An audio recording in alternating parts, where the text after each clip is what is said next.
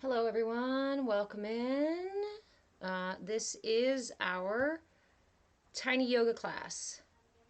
Tiny yoga is a 30-minute gentle chair yoga flow for everybody in every space. You don't have to be an expert in yoga. You don't even have to have a lot of room. You don't have to have any fancy yoga pants. You don't have to have anything except for your body and a place to put your butt. If you'd like to join me for a 30-minute flow, I invite you to find a place to put your butt.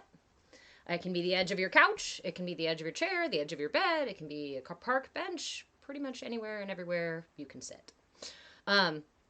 And all you need is the edge of your chair, really. So really, you only need like half a seat, half a place. We will get started here about 10 after. I usually like to give people, hey, Mr. Marshmallow. I usually like to give people about 10 minutes to filter in. Remember, I am live both on TikTok here and on YouTube. Feel free to follow me on both. And depending on your preference as to which side. Is my camera flipped? I feel like my mouth is doing the weird, like, reversed camera thing. No? Just me? Let's see.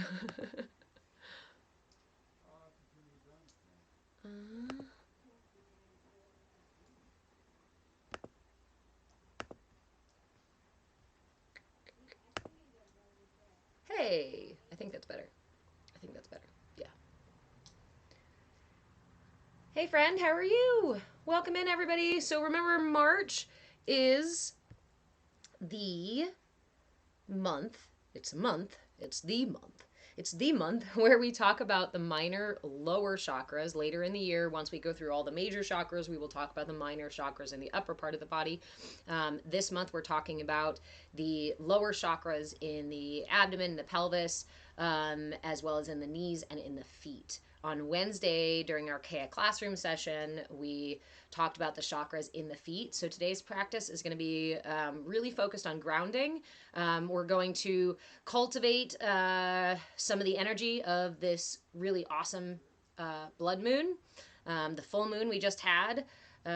We did get to see it. We did get to see the eclipse here, just this much. The clouds broke just enough for us to see the eclipse. So I hope you also got a chance to see that eclipse. That was really beautiful. But that was a full moon in Virgo, and Virgo is very much about what we harvest, right? What we harvest from the work we put in, and how we interact with the world, and how we care for ourselves and the people we care about. So this astrologically, this stuff happening right now can be a really big shift for some of us, but it's also a slow, steady kind of work, right? Virgo encourages us to stay with our work, to do the things that are needed to be done, even when it gets difficult, even when we may feel tired and not feel like doing it, right? So the question right now during this full moon is, what are you harvesting? What energy have you been putting into your life? And you should be seeing at this point the harvest from that energy, from that work. And if you're not enjoying the harvest you're receiving right now, it's a good idea to reevaluate what you're planting and how you're planting it and where you're planting it, which is all very detail oriented Virgo stuff. So anyway, point being, we are going to engage with some of the energy of this moon. The full moon did just happen early this morning, or late last night, depending on your time zone. And so our 30-minute flow will be about grounding, will be about connecting to that feminine energy, the lunar energy of the moon.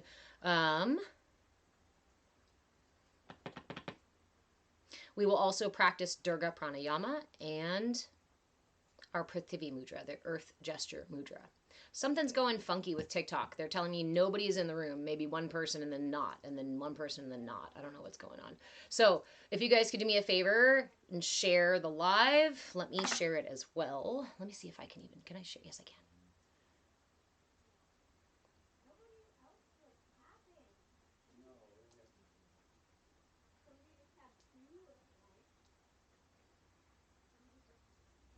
I'm just going to share real quick here.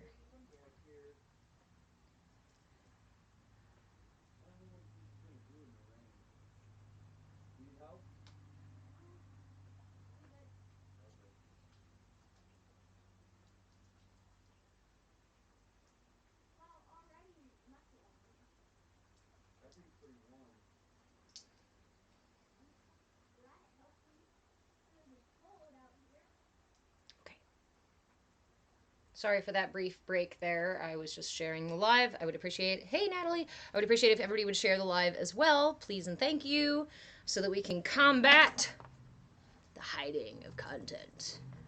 The hiding of such awesome lives. Yeah.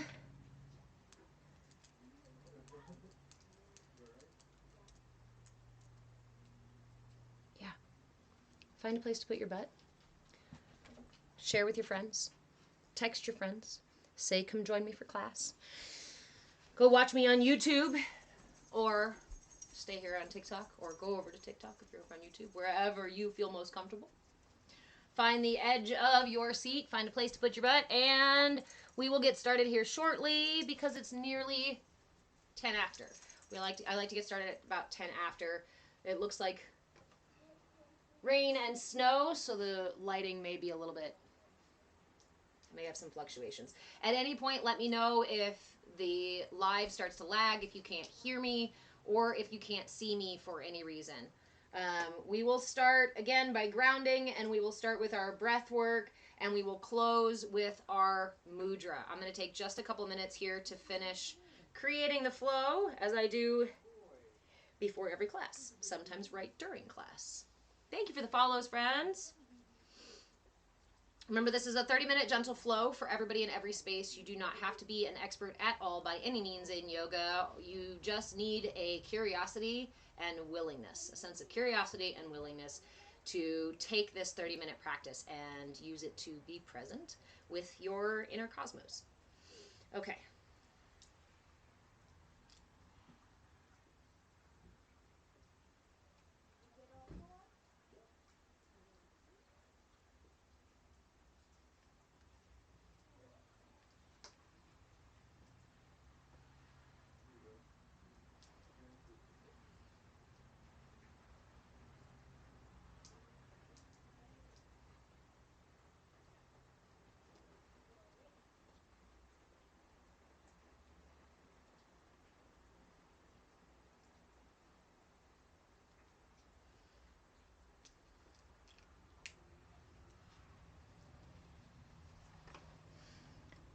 All right, everybody.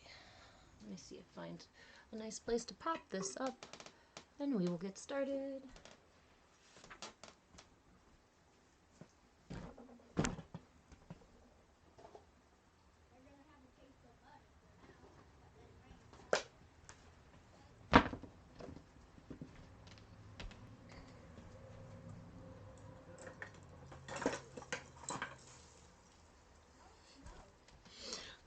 While we're waiting for everybody to get into this space, meow, hey friend, I love this space too. I'm glad you're here.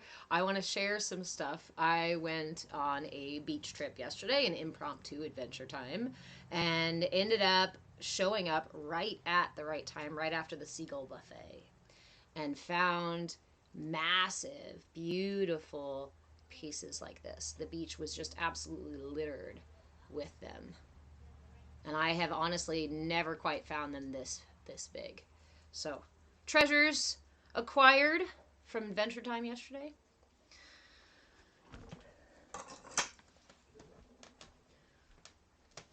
For those of you in the Discord, I was sharing pictures and stuff of it as well. So, I hope you all found some beach vibes in there, I guess. I don't know. Words be wording.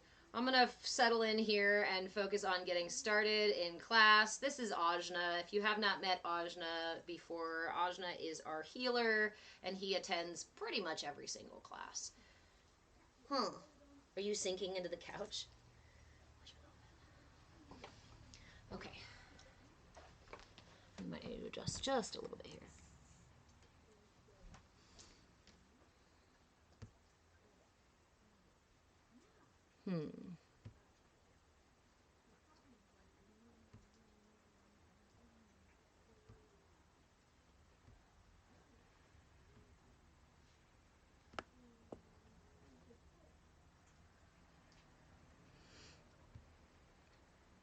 Okay, YouTube, the playback is looking a little funny to me, so please let me know if there are any issues that you are having over on YouTube, and I will try to correct it quickly. Let's see if we can get TikTok aligned, properly? Yes. Okay. Are you ready for class? Are you ready to do yoga? You.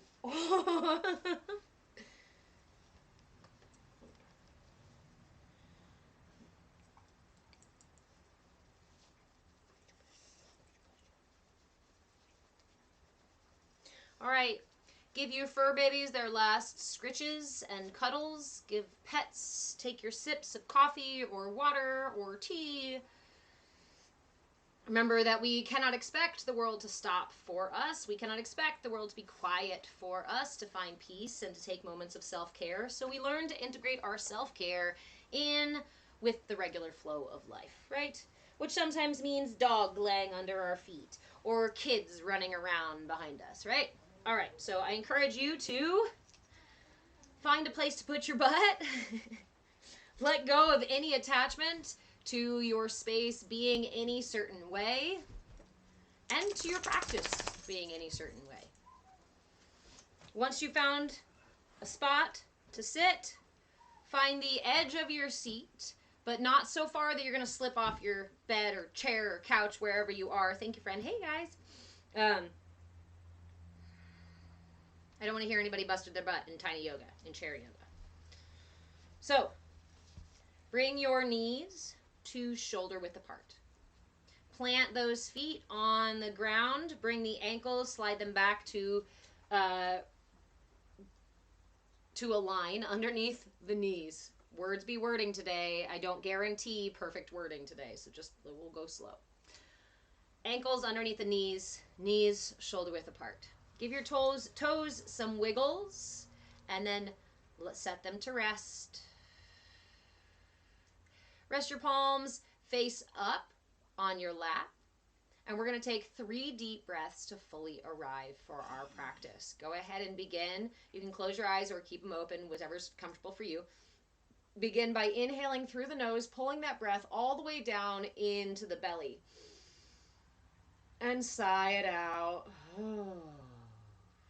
Inhale again, this time expanding the rib cage in all directions, front, sides, and back. And let it go. Inhale again, this time lifting the heart and lifting through the top of the head to elongate the spine. As you exhale, melt the shoulder blades down the back, relax your arms, give your elbows a little flap to make sure that there's no tension holding in the shoulders or in the arms. Send your tailbone down, reaching into the earth, top of the head, reaching up to the sky. Tuck the chin ever so slightly just to bring intention to your posture. We're going to use this moment to practice Dirga Pranayama. Dirga Pranayama, also known as 3-part breath, is a lunar yin pranayama practice and is a very powerful grounding practice. Many of us breathe primarily or entirely up here in the upper rib cage. A lot of times we're not even getting our breath down into the diaphragm, which is down here below your sternum. But the breath can go even further than that. And one of the best ways to balance our lower chakras and our minor chakras is really just to breathe, just to bring intention down all the way into these other parts of our body. Again, in the West, we have these limited understandings sometimes of, oh, I'm breathing. If air is going in and out of my lungs, then I'm breathing, right? Great, I did it. But there is so much more benefit to full breaths, to full expansion and contraction of your lungs, to activating the diaphragm, to activating the belly, and even the pelvic floor when breathing. To add, oxygen itself is has a magnetic charge to it, has a charge to it. What happens when we breathe oxygen in and that transfers into our blood and does all the things that our body awesomely does? It expands our aura. It balances our energy centers. It brings vitality and energy and life to every part of our body. Again, the limited understanding says I inhale through my nose, it swirls around my lungs and then comes back out, and that's all, right? Oxygen transfers to the blood, and that helps keep my body healthy and alive. Think of the benefit if we know that I can survive on shallow, short breaths. Think of how much more I can cultivate if I give that my attention, just like self-care. This is not a practice. Breathing is not a practice we do on occasion here and there. Breathing is one of the most powerful foundational practices before nutrition, before water, before any other degree of mindfulness. Again, your entire lifetime practice could simply be breath. And you would find profound insight in that path on its own. Thank you guys for all the likes and all the love. Feel free to share the live. We are going to go ahead and get started. So hopefully you've got the edge of your seat, or to get started, pranayama. So for Dirga Pranayama, we want to place our right hand over our heart and our left hand over the belly, over the upper belly, or you can even place it down over the belly button if you want to really focus on bringing the energy down nice and low. So 3-part breath goes as so. We inhale through the nose, pull the breath all the way into the belly expands. Then as the breath fills up the belly space, the rib cage expands. As that gets filled up, so the collarbone expands. If this is your first time doing this practice, or if you're new to this practice, it's probably going to feel weird. It's probably going to feel a little tense. It's probably even going to feel a little jumpy or a little bit like, I don't know how to do this. When that voice comes up in your head, when that fear happens in your body and you're like, I don't know if I can do this. This is too frustrating, right? I know you know that energy. I invite you to meet that energy just with more breath. Without a story, without judgment, without shame, without letting it take the wheel and make you stop your practice. I invite you to sit with Dirga Pranayama here for several breaths. We're going to go through at least 3, if not a couple more, full Dirga Pranayama 3-part breaths, because I want you to really feel into this, and I want you to practice. Well, I invite you. You don't have to do what I say. I invite you to be present with every little bit of this practice, every little bit of the experience of pulling your breath all the way down. Re-inform your body, re-inform your brain as to what's available and how powerful breath work all on its own can be. So, right hand on the heart, left hand on the belly button, the belly in general. Go ahead and take your first deep breath in. Pull in through the nose, expand the belly, expand the rib cage, and expand the collarbone. As you exhale, go in reverse. Collarbone falls, rib cage falls, belly button pulls in towards the spine. This can help with the expansion and contraction of the belly, bringing the breath all the way down if you focus on letting the belly button expand out and pulling it back in at the end of the breath. All right, so let's do several rounds here. Inhaling through the nose. Expand the belly, expand the rib cage, expand the collarbone. Exhale, contract the collarbone, rib cage, pull that belly button in towards the spine. Inhale, belly button all the way out, rib cage expanding in all directions, collarbone opening up. Exhale, fall the collarbone, the rib cage, bring the belly button in. Go at your own pace, several more breaths, all of your focus, all of your attention right here in the breath. No stories, no shame, no guilt, nothing else but the breath.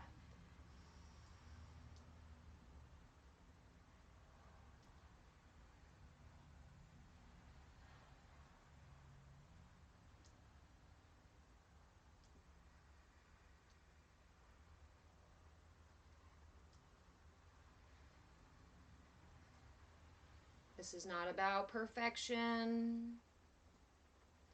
It's about being present with the process.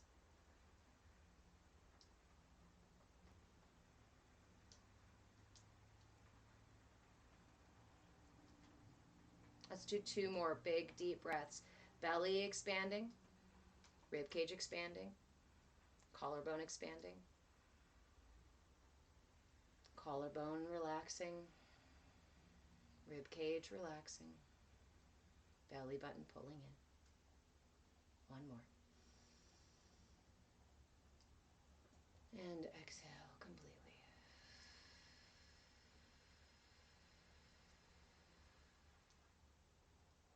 Go ahead and release your hands down to your knees. Pause for a moment here, eyes closed preferably, and just take note of the quality of your breath.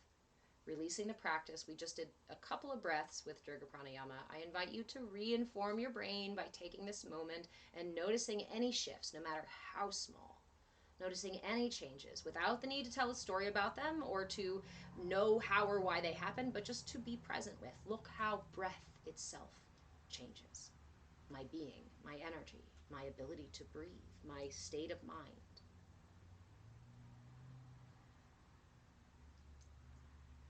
If you notice any changes at all, or if you notice nothing, I invite you to offer a gentle smile of gratitude for the opportunity to practice, to play with the breath.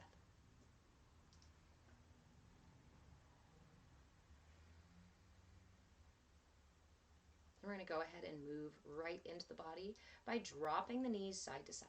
Wipe the knees back and forth. We're just going to start warming up the muscles, saying hello to our body, getting loosey-goosey with our joints and with our energy. Remember, in this space, I do not encourage you to push past your edges. This is not a no gain, no pain, no gain kind of space. This is a space where we practice gentleness, where we practice showing up with curiosity and willingness for whatever is going on in our system. Wiping the knees back and forth, just loosening up the joints and into the hips. Sorry, doggo. Flopping you back and forth. Okay, I'll stop. Bring your knees back to neutral. Check again to make sure that they're shoulder width apart, that the knees are stacked over the ankles. Wiggle your toes if you need to. Roll your feet back and forth a little bit to make sure your feet are nice and grounded into the earth. Placing the hands on the thighs again, we're going to move into cat-cow. Like usual, I like to start small, starting down with the low belly or even the front of the pelvis. Inhale, sending the belly, low belly, hip forward. And exhale, tilting it back, pushing the belly button back towards the spine. Inhale, forward. This time, tipping the bottom of the rib cage forward a little bit. Sending the whole belly forward. Exhale, curl back. Inhale, the whole belly and the whole chest forward. And exhale, back. Inhale, forward again. This time, opening the shoulders as well and lifting the chin for a nice, good forward extension. Exhale, curl the spine, roll the shoulders forward, tuck the tailbone, tuck the belly button. Couple more. Get your entire spine moving on this one, from the tailbone to the top of your head. Inhale, forward. Exhale, back. Couple more. Inhale, forward. Exhale, back. Inhale, forward. And exhale, back. Inhale, come up to neutral. Release the arms by your side. Give them a little bit of a shake. Give them a little bit of a shimmy. And we're going to do a couple of shoulder shrugs. Inhale the breath as you pull the ears all the way up, like you're trying to close your ears with your shoulders. If you pull the ears all the way up, pull the shoulders all the way up to your ears. I told you, I can't guarantee good words today. Pull the shoulders all the way up to the ears. Inhale. And exhale them with a ha as you drop those shoulders down. Imagine that you are dropping any weight, any bullshit that you're carrying, any nonsense that has been stacking on top of your shoulder, all those chips you've got on your shoulder, they are all going to fall. Inhale them up, shrug them real high, lift all that weight, and drop it with a ha. 2 more. Inhale up. One more. Inhale up. Go ahead and take a deep breath in. As you exhale, drop your chin to your chest. Inhale, begin rolling your head in one direction all the way around. Exhaling as your chin comes back down towards your chest.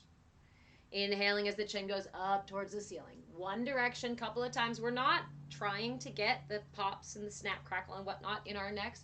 We're just lubing up the joints. We're just offering a little bit of movement, helping the fluid move through these different areas of the body, helping the energy channels open up. Sometimes I think of the body like clay. When it's been sitting for a while and getting cold, it gets very stiff and hard to work with. So then we want to give it a little bit of a massage. That's what these movements are. When your chin hits your chest again, switch the other direction. Several rotations.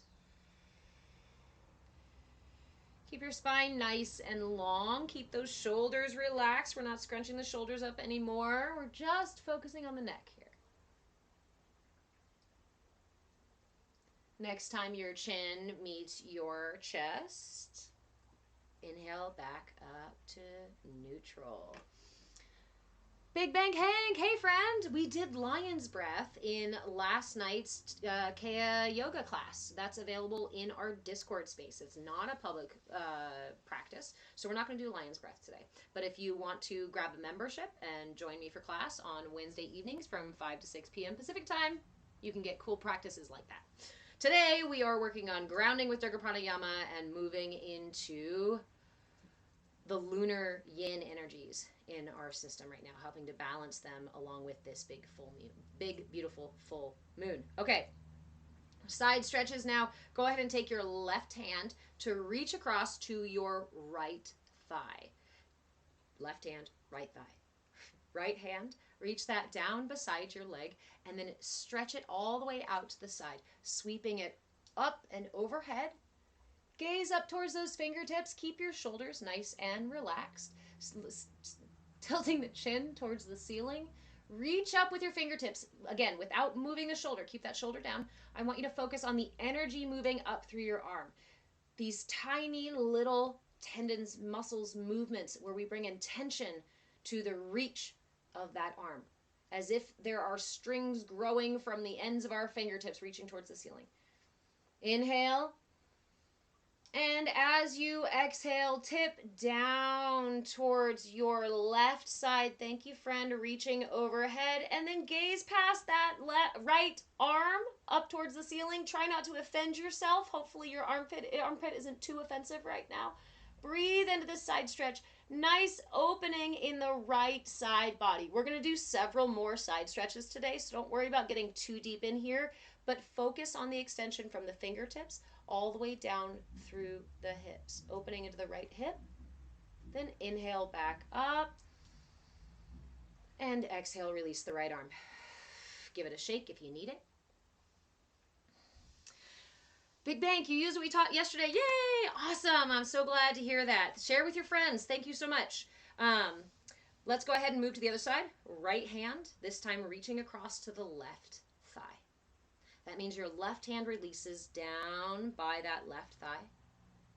Go ahead and right here, send that extension out through your fingertips. Send that intention out through your fingertips. This is where it starts. Reach that intention down through the fingertips and into the earth. And as you inhale, sweep that arm open and out to the side. Full extension in the arm, full extension in the fingertips. We're not creating tension, right? So you're not like super push, trying to spread your fingers apart super wide. It's intention, not tension. All the way up overhead. Keep that both shoulders nice and relaxed. Reaching through the fingertips. Reaching through the top of the head. Inhale. As you exhale, go ahead and fall down to that right side, opening the left side body. Gaze past your left armpit up towards the ceiling. A nice side stretch here in the left side body. Feeling into that extension from the fingertips to the hips. Couple of breaths here.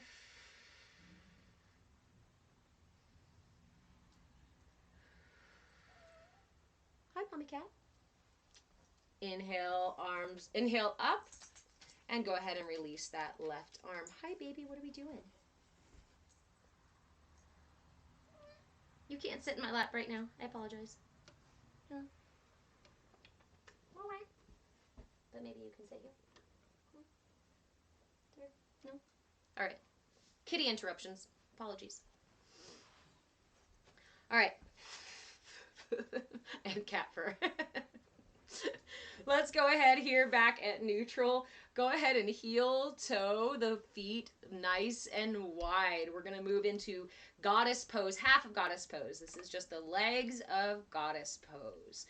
Go ahead and open the legs to whatever extension feels good without overextending. Bring your intention back to your posture here. Thank you guys for the gifts and the follows and all the encouragement. Lengthen through the top of the head. Bring the chin in ever so slightly. We're going to focus on our torso, upper body posture here. Take a few breaths just being present with this pose. If this pose is triggering for you, I invite you to be gentle to your system. If it's too triggering to try it out, then give yourself pause. Just focus on your posture and go ahead and bring the knees back together.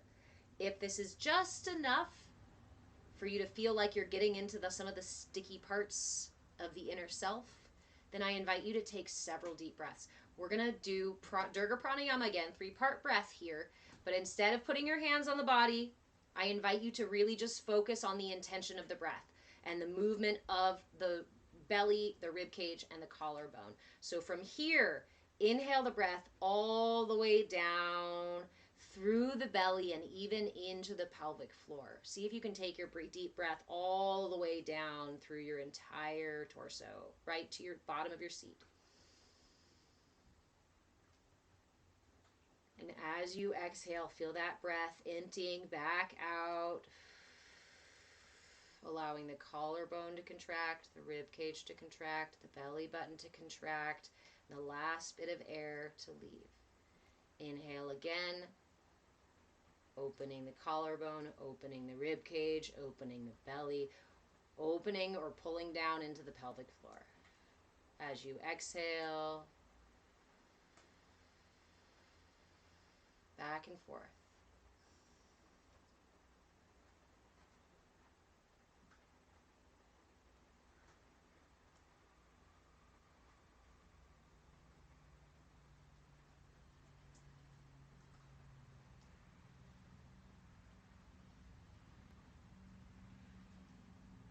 Big, deep, full breaths. Again, it's about being present with the process. It's not about perfection. It's not about being an expert at this when you first start. We're going to go ahead and go for another side stretch here. This time, you will release the left arm down between the legs. Reach the fingertips down for the floor, so they just touch the floor.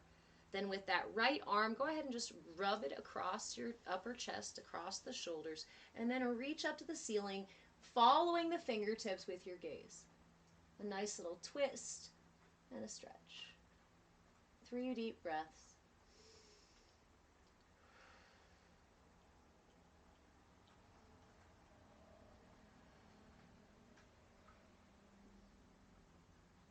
And as you exhale, release the upper arm, come back to neutral, give it a little shimmy and a shake, and then take that right arm and do the same thing. Reach down with your fingertips for the floor. Once your fingertips touch the floor, take the left hand to drag it across the shoulders. Just tap the heart, say hello, hi, I love you, body, thanks for being awesome. Reach up towards the ceiling and follow that hand with your gaze. Fingertips reaching towards the ceiling, fingertips reaching into the floor. 3 deep breaths.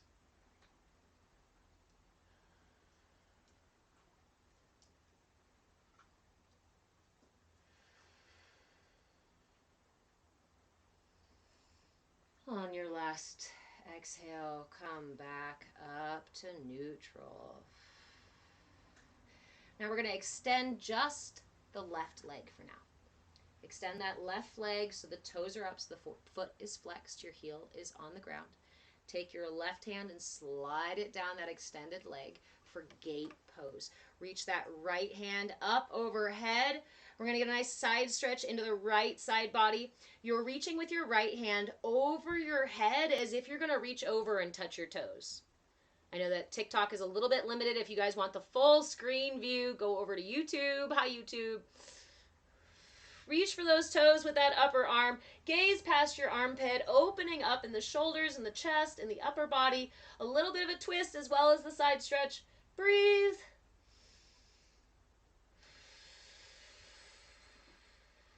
Inhale, slowly come back up. Interlace your fingers together and place them on your right knee. Turn that back foot around so that the ball of your foot is on the floor. Extend it back out to a runner's lunge here. Stay on your chair. If you'd like to slip off your chair and get a little deeper in this, you're more than welcome to. But in this pose, we've still got one butt cheek on our seat. We're sinking into the outside of that hip, offering some space, offering some opening in that left side of the hip, offering extension through that entire left leg.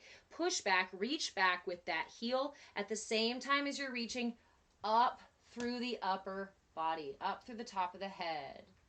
Inhale, take a deep breath. Exhale completely. Inhale, lift both arms up side by side, reaching towards the ceiling, keeping the shoulders nice and low. As you exhale, tip at the hips forward for extended lunge. Use the core, your core, to hold you upright here. Bring the hands together and down to the heart. Oh, you guys, sorry, TikTok, I'm off, off camera here. Bring the hands together at the heart, lift the torso back up, reach towards the ceiling with the top of the head, and then twist toward the extended leg. So you're gonna twist toward the left, and you're gonna place your right elbow on the inside of that front knee.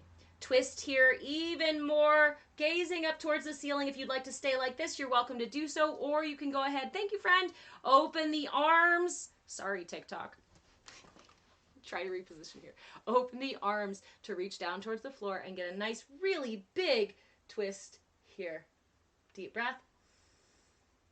Exhale completely. Both hands down towards the floor. Place them on the front knee as we come back up to seated.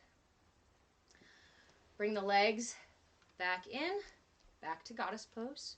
Or we're going to do the other side. Offer yourself some knee wipes if you need to, some windshield wiper knees if you need to. From goddess pose here, right leg this time. Extend the right leg out. Heel to the ground, toes, foot flex, the toes are pointing back as if you're trying to touch your knee with your toes, from your toes. Right hand slides down that right leg. I encourage you to say sweet nothings to your body as you slide down, gently caressing your right leg. Thank you, right leg, for being so awesome. Take that left hand, extend out beside you, sweeping it up overhead as if you are reaching for your toes with these left fingertips. You're going to try to touch those right toes. Thank you, friend. Thanks, Luna. Big open side body here. This is a nice stretch for the left. We're going to reaching from the left hip. You might be feeling that in your left low back, all the way through the left side of the body, through the left armpit, through the left arm, and reaching down as if you could possibly touch those toes. Inhale, back up.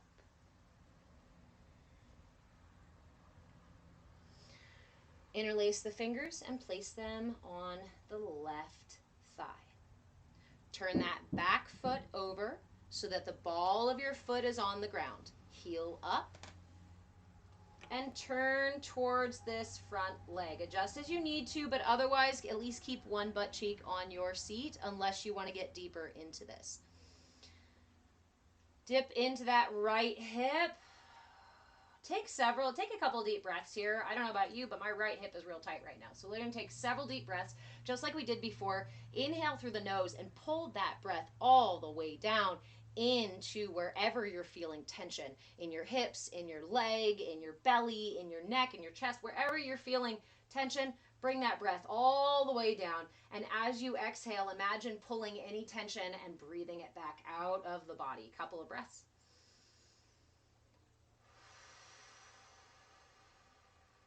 Sinking a little deeper on the exhale. On your next inhale, sweep both arms up overhead for a little warrior one. Little warrior, yeah.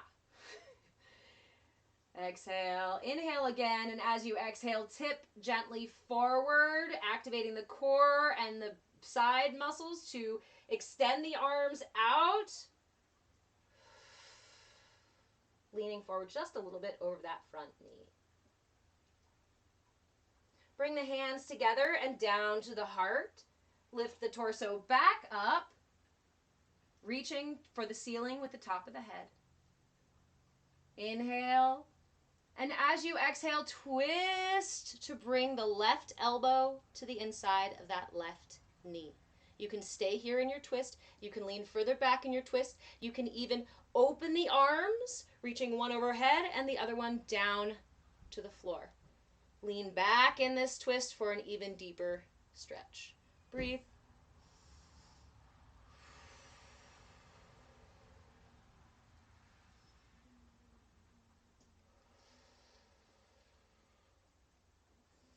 On your next exhale, go ahead and bring that hand, the upper hand, the right hand, down towards the floor. And then push up from this left knee. Push back up to seated and come back to center. This time, bring the knees back together. Windshield wiper them both a little bit, back and forth, back and forth. Take your right knee and hug it up to your chest. Give it a really good squeeze. Whisper sweet nothings to your knee. Thank you for all that it does. And release the leg. Left side, squeeze that knee. Hey, Larch, how are you? Squeeze that knee up to the chest. Give it a squeeze. Give it a hug. Say sweet nothings. Thank you so much for all you do. And release it back down to the ground. Recenter yourself. Inhale to lengthen the spine, lift through the top of the head. And as you exhale, slowly forward fold, bending at the hips, keeping a nice long spine. You can walk your fingers all the way down the legs until your chest is resting on your knees. Release the arms, release the shoulders, release the head, and take 3 deep breaths here. Again, focus on bringing the breath all the way down into the belly or even into the pelvic floor. See if you can feel the expansion of the entire torso. This will reinform your brain of where the breath goes. When we're so used to breathing right here, our brain goes, yeah, I'm breathing because my chest is expanding and contracting. There is so much more space for breath. And it's so much more beneficial for us to take those full deep breaths. So spend several breaths here.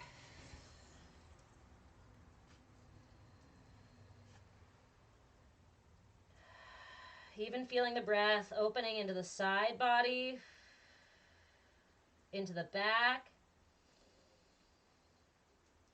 See if you can expand your upper back. See if you can expand your shoulder blades with the breath. See if you can expand the mid back with your breath.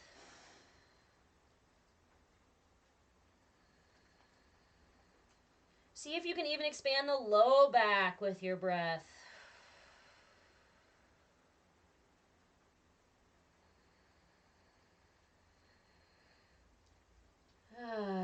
Exhale completely and slowly roll back up, stacking one vertebra after the other.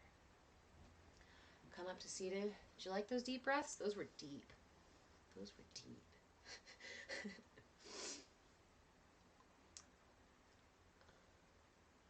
Oh, Natalie, I feel like a rusted robot trying to release 42 years. Damn. That's what happens. When we do not remain fluid and flexible, we become rigid. We become stiff. And when we become stiff, we don't bend when the wind blows, right? I like to say roots of an oak, branches of a willow. We want to be grounded. We want to be stable. We also want to be flexible because we don't control the wind, right? We don't control the tides. So we're going to close our practice here with 5 minutes of our mudra. Our mudra for the week is the Prithivi mudra. The Prithivi mudra, Prithivi. Prithivi mudra means, Prithivi translates to earth, so the Prithivi mudra is the earth gesture. And as we've been talking about the energy body and the energy channels and the chakras and all this, we will briefly cover why mudras work and why we use them and what this mudra does. So each element in the body has a channel in each of the fingers. The thumbs are fire. The pointer finger is air. The middle finger is spirit or ether. The ring finger is earth, and the pinky finger is water. And we can do a variety of things by touching these fingers together, by bringing the channels, crossing them over, closing them, opening them, all that kind of stuff. So mudras are fantastic. This mudra is a grounding mudra.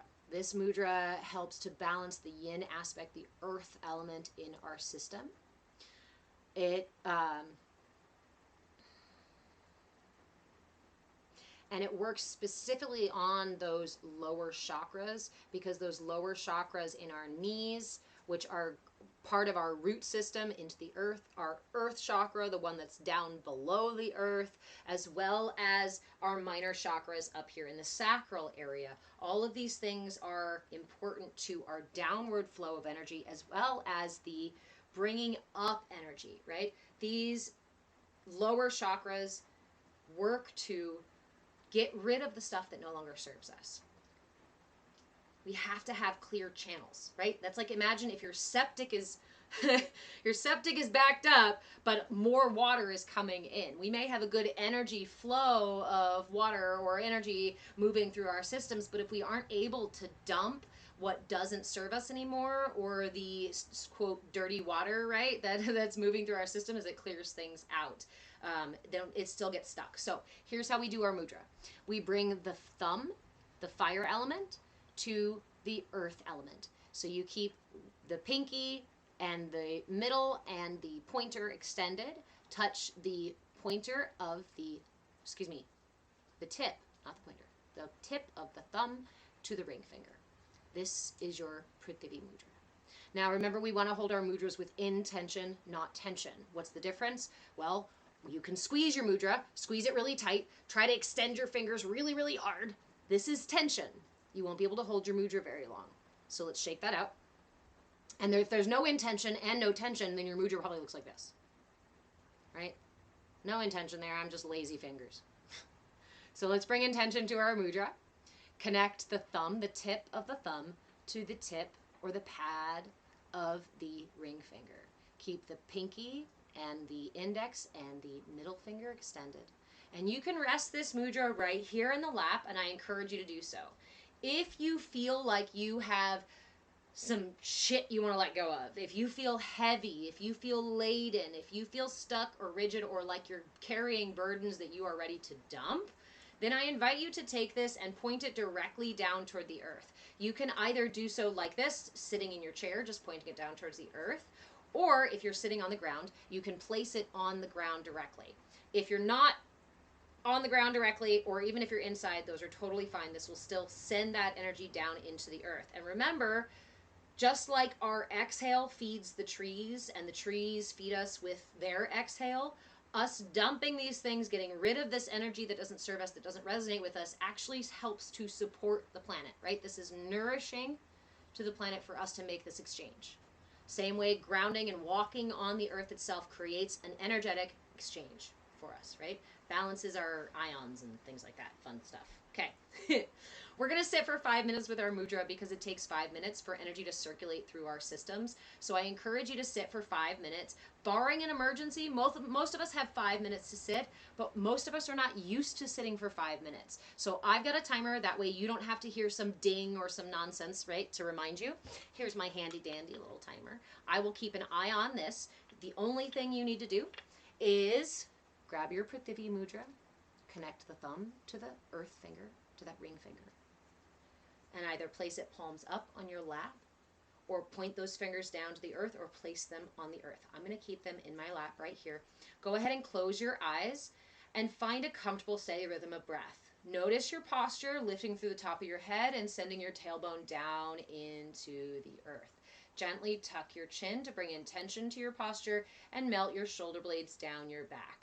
We've practiced Dirga Pranayama, so make sure those breaths are nice and deep. You can focus just on the breath, nothing else for the entire practice. You can focus on the connection points in the mudra, or any other part of this practice that works to focus your attention. If you notice your attention wanders off with itself and has something else to talk about, I invite you to just refocus back to your mudra. Prithivi mudra, close the eyes, and we're going to sit for those 5 minutes, starting now. Again, this is not about perfection. It is about being present with the process. That means there's no doing that you have to do.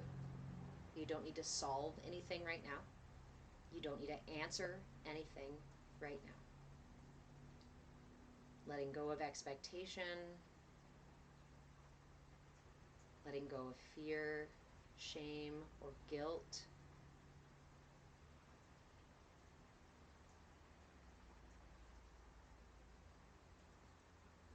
Doesn't matter how many times it takes, we bring our focus back to our practice over and over and over without attaching a story. This is the process.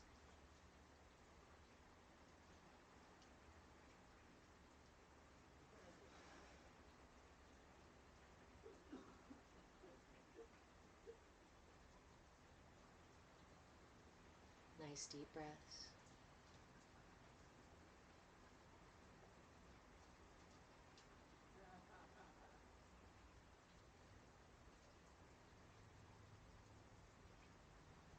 If your mind is exceptionally busy today, or your body is exceptionally stuck, or your environment is exceptionally distracting, I encourage you to offer a gentle smile to any and all of these things.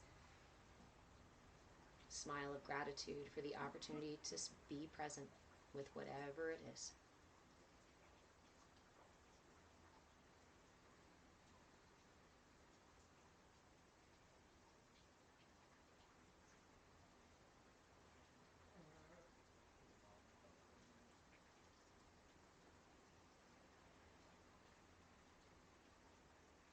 In this space, there is no rush.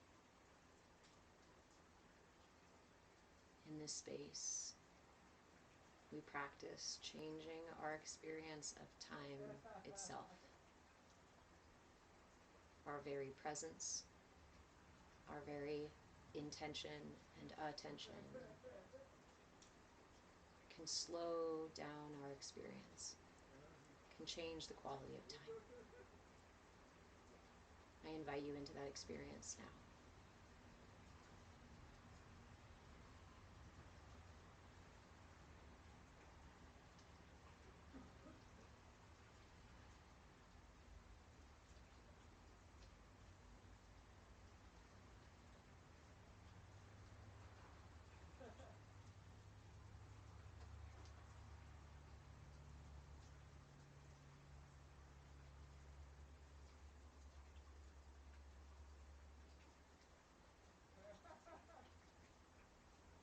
If tension arises as you sit with your practice, again, offer a gentle smile. Inhale the experience, inhale the tension, and exhale to let it go.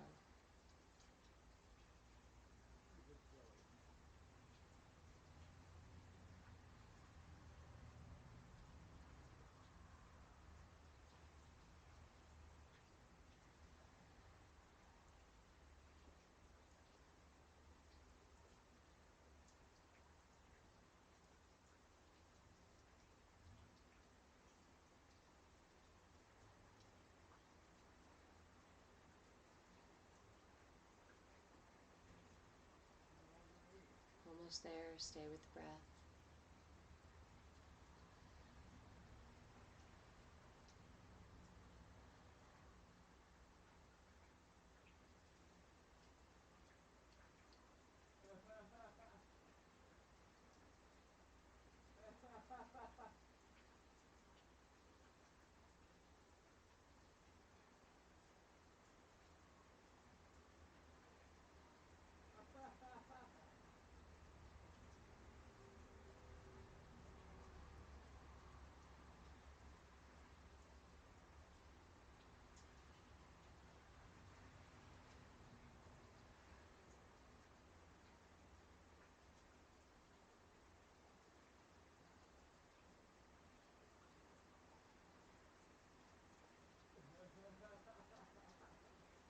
Remember that meditation is a personal practice. The more you sit with it, the more it will resonate within you.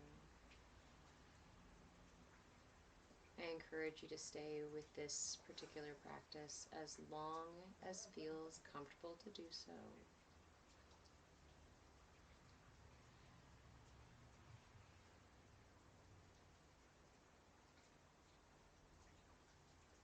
when you're ready to close your practice, I invite you to take a deep breath in and hold at the top.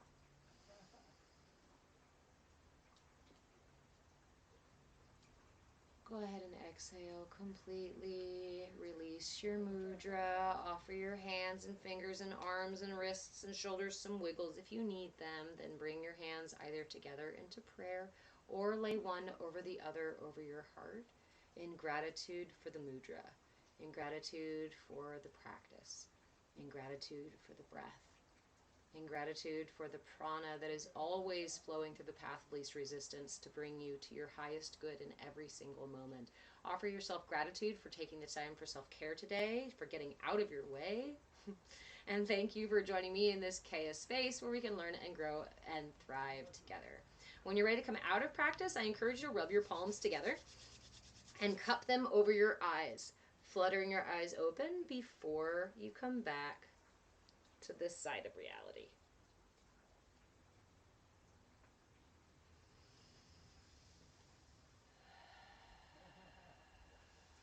Ooh, thank you guys for the follows and for the gifts. You guys are so sweet. All right, should we pull in here?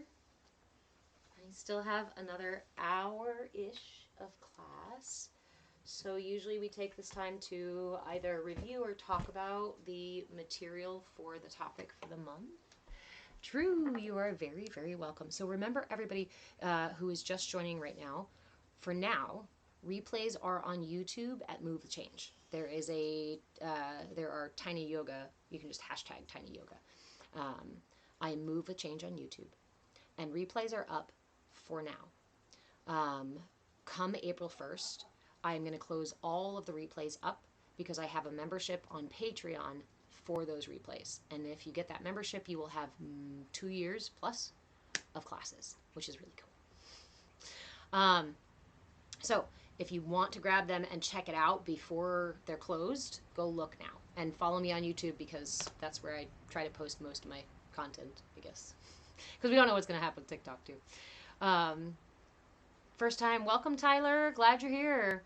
It was a challenge, right? It's funny to me sometimes, at least for me, tiny or chair yoga was kind of it's whatever. That's just chair yoga, right? You're just sitting in your chair, barely moving, right? In reality, we can really get into some sticky spots, huh? We can really find some kinks, some boundaries, some edges, even just from our chair.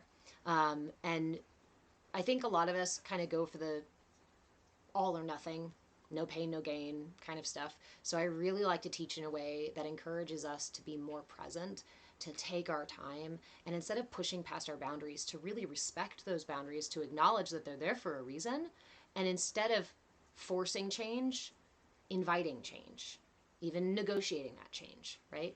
Building trust with yourself rather than constantly pushing past your edges. I'm glad you joined us today. You're very welcome, Robbie, too. And Renee. Everybody, you're welcome. You're welcome. Hank, do I practice alternate nostril breathing? Yes. So as I mentioned before, class, when you asked about lion's breath, I currently have just added a CAYA yoga class. It is Wednesday nights from 5 to 6 p.m. It's in our Discord space, 5 to 6 p.m. Pacific time. It's in our Discord space, and it is a class available to any level of paid membership. My lowest level of paid membership is $5.55 a month, and it just helps me pay the internet and keep the lights on and whatnot so I can keep teaching for free. You can have that level of membership or the top tier level of membership, and you can access this class. This is an hour-long class where we have cameras on. That way you can get feedback and more direct interaction, more direct teaching. And it's focused, it's a Kundalini-focused class. So we're going to do a lot more of the breath work, a lot more of asanas and other movement practices that are intended, and kriyas that are intended to work specifically with the energy body to really affect our ability to breathe and our ability to move energy.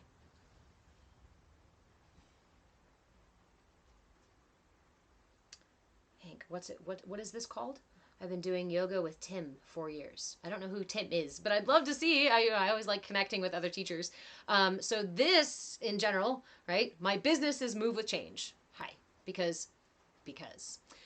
Change offers a single constant.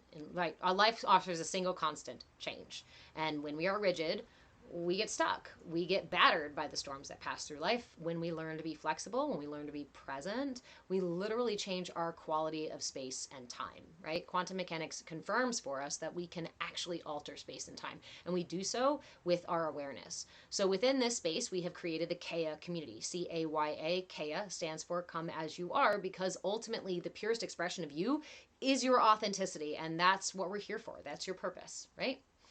It is life-changing, yes. Um,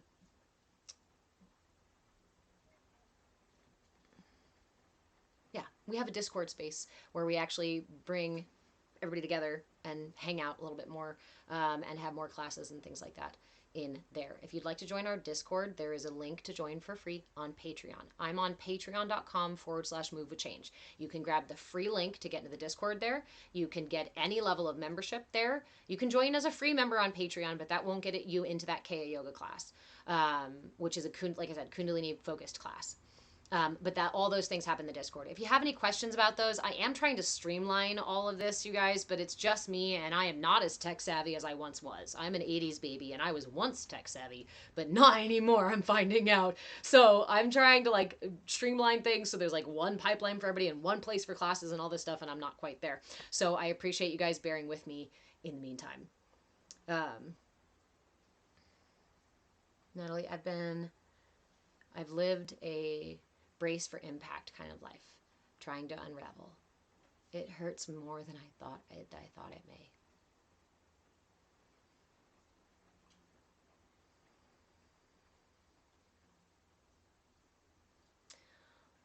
One thing I learned as a birth doula when working on birth is that the cramps or pain we experience when we go through labor has a lot more to do with our level of tension. And when the body contracts in pain, when the muscles contract, it actually creates, I forget what it's called, but it actually creates a kind of material that it generates. It creates this stuff that becomes a kind of, in doula work, we always refer to it as like sand between the muscles. It creates something between the muscles that the longer we're tense, the more of this stuff gets created, and the more it creates ongoing problems, right? And becomes chronic pain and chronic discomfort in our joints, in our muscles, builds up for, and like cysts and things like that, right? It creates other problems. Anyway, point being, the two most important things you can do for that is breath and water. Your body needs water to flush things out. And if you've been tense for a long time, then your body has generated extra this kind of sand material that needs to be flushed out. So movement helps a lot, right? Breath, water. And just like that image of when we have a cup with dirty water, right? Try not to get discouraged. I feel like a lot of us start these processes and they're like, but I'm still in pain. Yes. When this water is full of mud, right, is really dark and muddy, it takes a lot. I don't want to say that in that way. Oh, it takes a lot. It's going to take forever. It takes consistency. It takes some patience. It's a process. And you're doing amazing. I know you're good at giving yourself grace, so I'm not worried about you. Right? All right, let me move in here just a little bit. So yeah, for those of you wondering when my classes are and things like that, I have a schedule pinned at the top of my content. Sorry about the noise. I have a schedule pinned at the top of my content.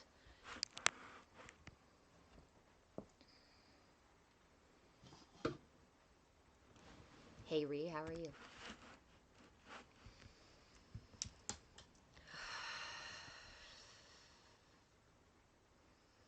So let's see, what have we covered this week? We, in our CAYA classroom on Wednesday, we talked about the feet chakras and where the feet chakras, okay, feeling that eclipse energy, I think a lot of us are. It's in my words, right? My words are not wording properly today. So, at the beginning of March, We covered the minor chakras, the vritti chakras, the belly button chakra, and the knee chakras, as well as the centered one. There's chakras in your knees themselves, and then there's a one between them as well. And then this week we covered the feet chakras and where they are located and how they correlate with different parts of the body. Tyler, you'll find me on YouTube. Yay! You don't have to have Patreon. Patreon is just, you can go to the website. There is an app for it, but I find the website works a whole lot better. And you can join as a free member. I don't post a ton of stuff on Patreon because they have a limit to videos, and as you see, most of my content is videos. So go check out patreon.com/move with change. There's nothing you need to download. Discord, on the other hand, is something you got to download. You can use the website as well, but the app is very convenient. And that is where we have our community events and other classes, and where you can find the perks of your levels of membership and stuff. So always send me a message if you have any questions. Send me a message if you want links. Send me a message if you're like, I heard what you were talking about, but now I need some help. What I need this, I need that, right? You can message me directly. I do my best to get to everybody. So if you're familiar with reflexology at all, you'll know that every channel reaches the feet, right? From the feet, we can access every part of the body. Hey, Byron, thank you so much, my friend.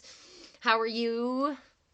If anybody wants a really fantastic way to ground, balance, heal, get back into the body, regulate your energy, all of those things, go follow Byron here at the Tapping Point. I'm going to pin you real quick so everybody can give you a follow. I really love Byron. I talk you up every time you come in here, and I so appreciate you coming in here all the time. I love you so much, and I love your practices you create. Byron creates an amazing space. Are you on YouTube too? The Tapping Point here on TikTok. You're on YouTube as well, aren't you? But do you go live on YouTube as well? Yeah, awesome. I think I've seen you on YouTube. I need to go look again. Byron does tapping. So that's a really easy, you guys know me, I'm really into accessible ways, simple ways to regulate our system, and our energy body moves through every part of our system. And tapping is a great way to do that. A lot like mudras, we are using energy channels, we are using pressure points, a lot like the chakras on the feet and reflexology, right? These are ways to access different channels, different elements in the body. These are ways to access our centeredness, that inner source of peace, that inner source of strength, rather than a lot of times trying to do things outside of ourselves to gain that. Right? Okay, so briefly, we've got tap around and find out. Hey, Dee, how are you? How have you been?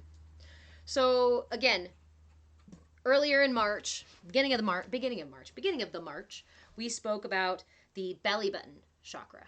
We spoke about the minor reproductive chakras here, right? We spoke about the knee chakras, the ones in your knee joints and the one right between. And then Wednesday, we spoke about the feet chakras. We're going to review really quick the feet chakras. Sorry, I've got two cameras going, guys. If anybody wants to be my tech support person, I really could use one. So our feet chakras are like so. I think it's relatively easy to remember, but if not, tell me so. Tell me to quit saying it's easy to remember, because I think it's easy to remember. We start down here with our root. The root is the heel. The root chakra is here at the heel. So any massage, any dancing, jumping around on your heels, right? That's one of those practices, somatic practices for balancing ourselves back out or grounding ourselves back in our energy when we're having anxiety or depression or racing thoughts and stuff, is to jump on your heels. Why? Because it activates the root chakra and these lower minor chakras and grounds your energy back into the earth. So that is our root chakra, is all in the heel area here. Then we move up to the second chakra and the sacral chakra. The sacral chakra has kind of a line that goes across the top of the heel, maybe like where the heel starts to meet the bridge. This is the sacral chakra, and that actually goes out to the base of the ankle bone. There's a pressure point there that's for the vritti chakras, the reproductive set of chakras, if you guys know what I'm talking about, because I can't say it on all the platforms. Those chakras can be accessed through the pressure points at the base of the heels, as well as through this kind of line area right here where the heel meets the bridge. Gosh, that feels really good. One of my favorite ways to do that, one of my favorite ways to access this one actually is to cup my heel in my hand and use my fingers right here, because you're going to touch all over that sacral chakra line. And for those of you who maybe have a difficult monthly, that kind of thing, these pressure points here around the ankle are so soothing if you're having pain in the pelvic area. All right. Solar plexus. Hey, thanks, Jess. Solar plexus. That's the rest of the bridge of the foot. That's this rest of this area right here. Remember, you can go and look at a reflexology chart. Again, you can go Google these things. Hey, thank you, my friend. This right here is, so we've got like our intestinal tract, our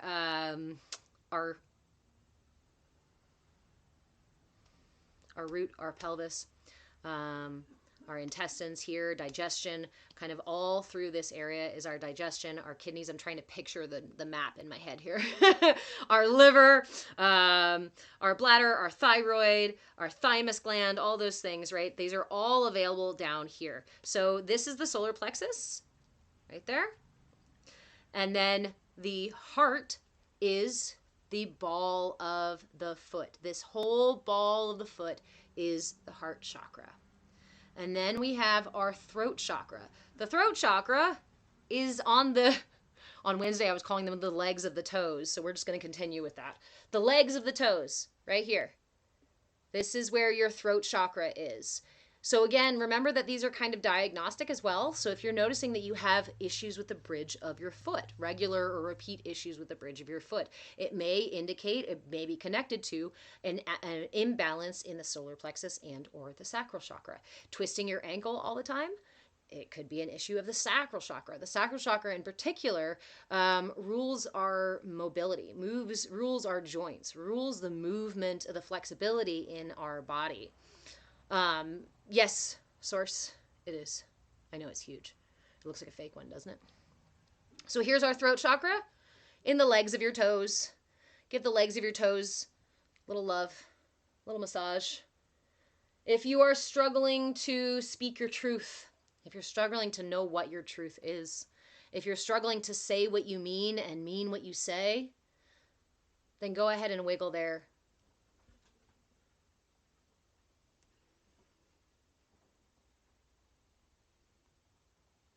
There we go. All right. Thank you, Maud. And then we have our brow chakra, our third eye chakra. That leave a print on my finger. That is in the pads of the toes. Pads of the toes, every single toe. This is your third eye. Third eye chakra. Your crown chakra is at the tip of the big toe. What do we know about the big toe? All of those nerve endings. One of the biggest collections of nerve endings in your whole body. I think we only have a couple of points in our body that have similarly, but I think that might be the biggest. Correct me if I'm wrong. I like corrections, especially if I'm wrong. So the crown chakra is accessed through the tip of the big toe. All of those nerve endings go to that point. So again, if you're having any issue with any of these other areas of your body, or, right, you can address it from several angles. I'm having an existential crisis, trying to reach my guides. I can't tell truth from not truth, right? This kind of, let's say I'm in that kind of headspace. I can work with my toes.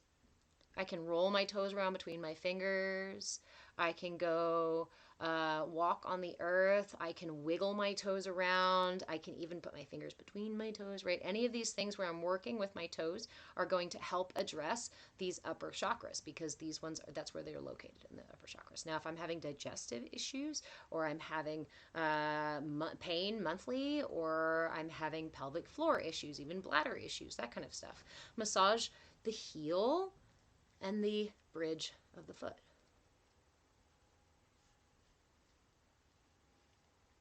Constipation. Constipation is going to be right here on the lower side of the bridge of the foot. Not all the way into the heel, because our elimination actually happens right here, or it's from this area. Elimination is a combination of the three lower chakras. And depending on where the issue is happening, right? If it's digestive, maybe like lack of water or slow, sluggish digestion, then it's going to be your solar plexus. Or trouble with the enzymes in your gut, not balanced gut flora, that kind of stuff, it's going to be more your solar plexus. If the issue is in the large intestine versus the small intestine, right, it's going to be your solar plexus versus your sacral chakra. The sacral chakra rules our reproductive organs as well as our eliminatory organs. But again, these three things work together, right? So you're going to have a little bit of energy crossover between there. If the issue is literally fear, right? If we're living in fear and our bodies are so tense that the issue is in the root chakra, then. So connect it to if you're pressing around on your foot, right? Focus on the bridge of the foot and the heel, and maybe around the ankle, and find where it's tender.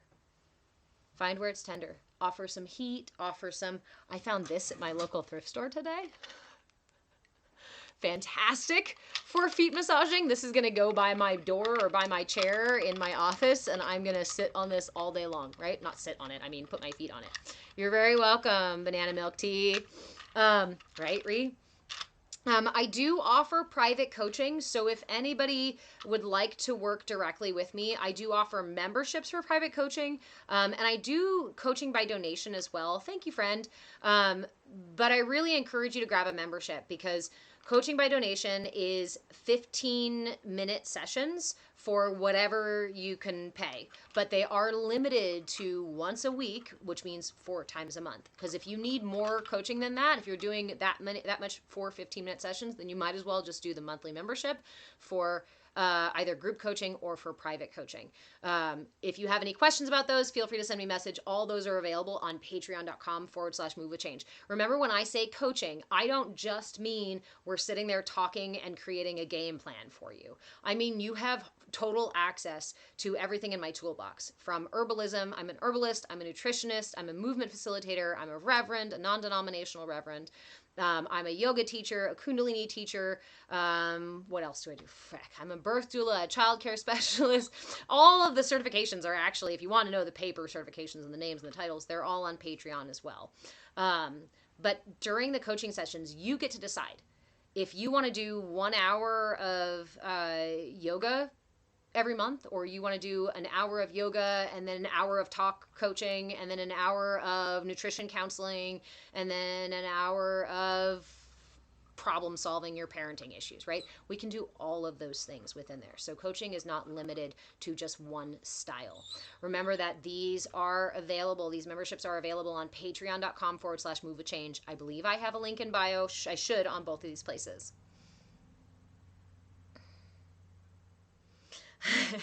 And as our one of our lovely community members here, Badass Blind Woman, says, girl, after yoga class the other night with the Kundalini, let's talk about elimination. Yeah, if you're dealing with constipation or generally being stuck anywhere in your system, I invite you to grab a membership and come join us for our Wednesday evening Kundalini classes, because there will be a lot of movement. And you're freaking out. There's a lot of shifts happening. We're going through a collective evolution right now. Remember that humanity is a body. I like to think about humanity like a body, right? We are all connected. We're the ocean itself, and we have the illusions of being drops in the ocean. But in reality, the ocean moves the way it does because we are all drops in the ocean. So what one of us is going through, someone else is also going through. When we practice our own self-care, we help to evolve the collective. When we practice compassion for ourselves, we also offer compassion to the collective. I encourage all of you to engage in self-care in whatever way is available to you, but to do so every single day. I know that sounds taxing. That sounds like putting too much on your plate. I was also the person who said there are more important things to do than self-care. I don't have time for self-care. I can't fit into my schedule, what have you. And maybe some of us have a really great practice of going to the gym 2-3 times a week. Maybe you, even 4 times a week, go for a run. Who knows?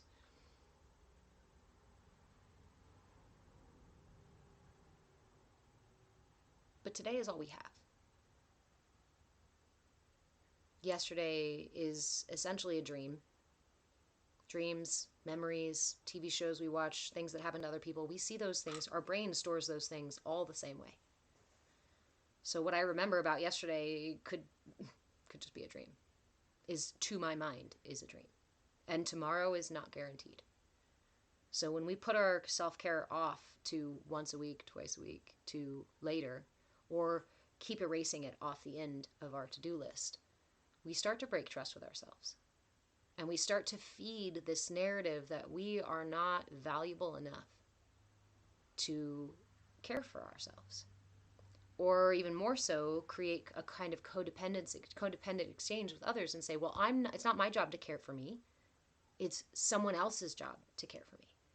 Then my care, my trust, my love, my strength, my safety, my security, all these things are then based on somebody else outside of me, something temporal outside of me. Everything in this reality has a rise and a fall, an ebb and a flow, just the breath, life itself, the seasons, hunger, our emotions, right? All of these things have a rise and a fall.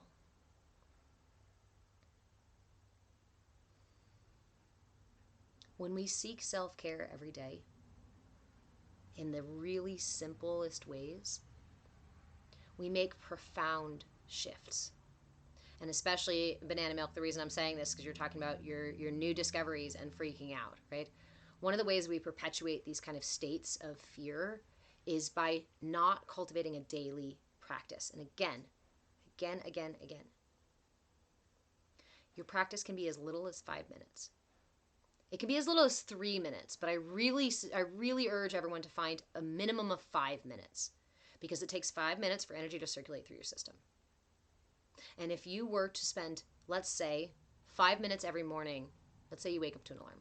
5 minutes every morning, your alarm goes off, I hit the snooze button for 5 minutes. And for those 5 minutes, I listen to the sound of my breath. I feel into whatever tensions are in my body, or whatever parts of me feel easy and joyful today. I listen to my heart.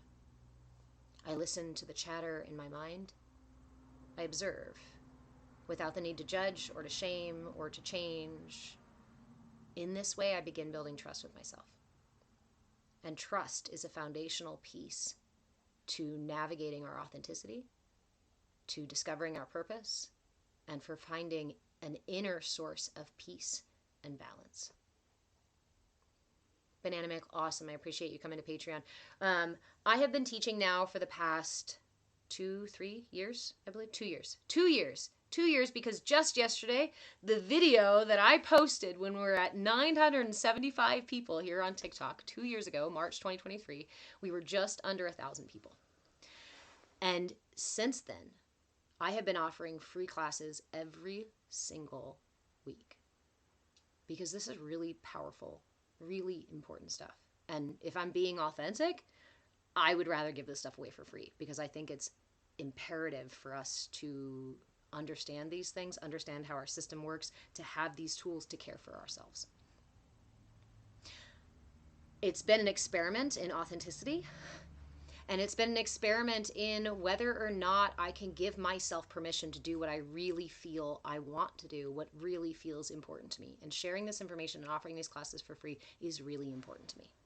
That said, I am also balancing that energy with the realization that there needs to be a kind of exchange so that I can make sure I can keep paying the internet bill. Because if I can't pay the internet bill, I can't teach classes. So, you guys know dollar is not king in here. You guys know I will not stop offering free classes as long as the internet is on, right? But for those of you who have the capacity to do so and who have been enjoying this content, I encourage you to go over to patreon.com/move with change, link in bio, and even just grab that $5.55 a month membership. We now have more than 12,000 people over on TikTok. And if just 1,000 of you guys were to go for that $5 membership, I wouldn't have to worry about any of the bills. We wouldn't have to worry about anything. I live really rural, really simply. Don't live an extravagant life. But I'm a single mom, homeschooling my kid, and learning to allow myself to do what is authentically true for me. So I also want to thank you all for your encouragement. I also want to thank you all for your participation, because again, it's not just about being able to pay the bills. If I wanted to generate a massive income with it, I'm sure I can create classes. I'm sure I can nickel and dime every single bit of content I create. I'm sure I could write books. I can write courses. And eventually I'm probably going to do that and put those courses out there for purchase. I have a couple, one or two in the shop. But the real magic, the real medicine for me is being able to do this in real time. Share things that I'm going through, share things that I have learned through my journey of personal development since way back when. And to be able to answer your questions. To be able to discuss the real-time things that are happening for you. And offer real-time tools that are accessible, that are simple, right? So, right now we have 3 free classes a week. On Mondays from 2 to 4 p.m. Pacific time, I do Yoga Nidra. Yoga Nidra is essentially a guided meditation. It's a yogic nap. All you need is a pair of headphones or a quiet space and a place to rest. Lay down or lean back in your chair. Yoga Nidra from 2 to 4 p.m. It's about a 20-minute practice, and so I tend to repeat it. I do it about 4 times between that time frame. Wednesday, we do our CAYA classroom, and that's where we talk about the meat of the topic for each month. This month, like I said, in March, is the lower minor chakras and our earth chakra.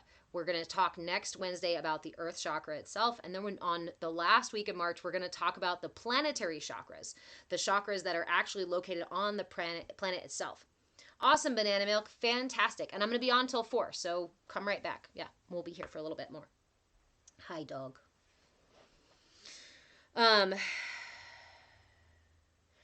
Replays for those are always on YouTube, but again, at the beginning of January or beginning of April, I'm going to go ahead and close up any of the free replays so that if you want the info, you can come to class for free. But if you want the replays, there'll be a membership for that. Right now on Patreon, that's just $11 a month. I don't know any yoga apps where you can get that many classes for $11 a month. I should probably change that someday, but for now, I like to keep the memberships low enough that they are accessible, right? That they are not a burden on you, because I want you to be able to maintain these things, not just for me, but for you. Wednesday class, CAYA classroom. Friday class, this is it right here. Friday class is our CAYA yoga class, or not CAYA yoga, duh. Tiny yoga class where we do a 30-minute gentle flow, chair yoga flow for everybody and every space. And that goes from 2 to 4 p.m. Pacific time. Monday, Wednesday, and Friday, free class here on TikTok and on YouTube at Move with Change. Banana Milk, can you get in today if you wanted to? Yes. Yeah.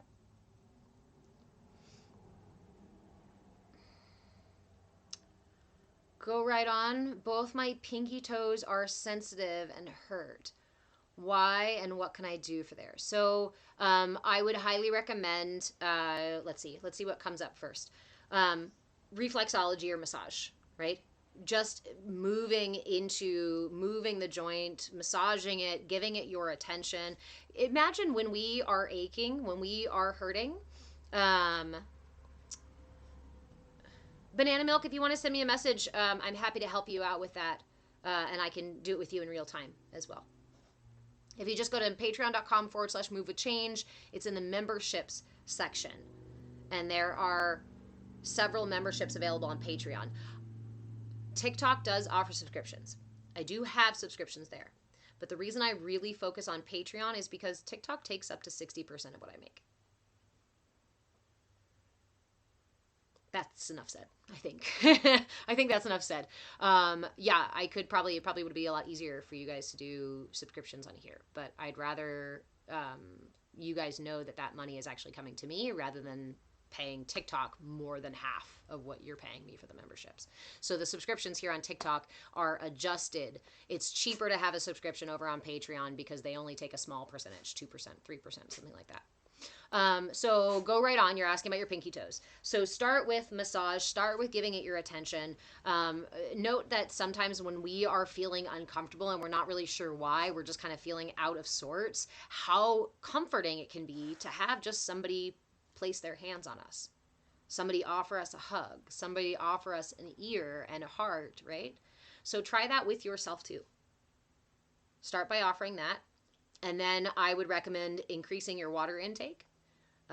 Increasing, I don't know how frequently you walk, but increasing the either use of your feet, or if you're using your feet a ton, make sure you're offering extra self-care. Check out reflexology and see what the pinky toe, I'm not a reflexologist. So check out what the pinky toe specifically is over there. Otherwise, like I said, the other parts of the pinky toe that are the chakras, the legs of our toes, these down here, the knuckles of our toes, this is the throat chakra. So if it's hurting more towards the base, that's going to be more about your throat chakra. Your third eye, hey Glitter Bee, how are you? The third eye is connected to the pads of your toes. So if it's hurting like the whole toe, then I would say somewhere between the connection of your throat and third eye. So instead of you can both address the feet directly, or you can address the chakras that are associated with that area that's causing pain. The throat chakra resonates with the color blue. So you can eat blue, wear blue, decorate with blue, listen to solfeggio frequencies that are the same resonance as blue or as the chakra, the throat and the third eye.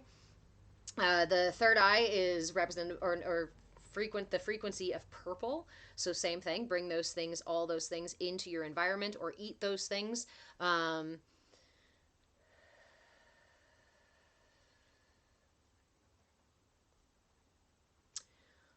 When we struggle with the combination of our throat and brow chakra, the first thing we want to look at is our sense of truth versus falsehood.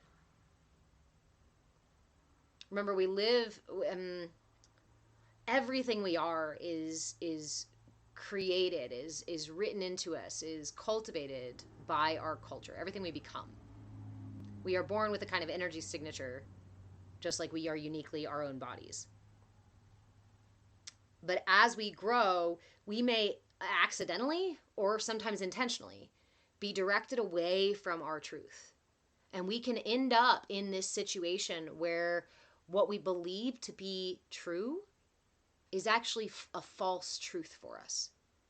So on a deeper sense, on an energetic sense, on a spiritual sense, I would ask myself questions about my sense of truth, my sense of trust with my truth, my sense of my ability to speak my truth, as well as my ability to receive other people's truths. If you are able to speak your truth but struggle to accept other people's truths as their own and valid in themselves, you may experience difficulty in your throat chakra and in your third eye. If you feel like you don't have a connection to source, or you don't have guides, or you can't really hear your higher self or really communicate with your subconscious, if you feel kind of mono-minded, I guess, it can mean that we're not seeing or not aware of different aspects of ourself, and this channel here in the third eye feels blocked or narrowed. I don't like to say blocked because I don't really know anybody that I've ever met with a totally blocked off.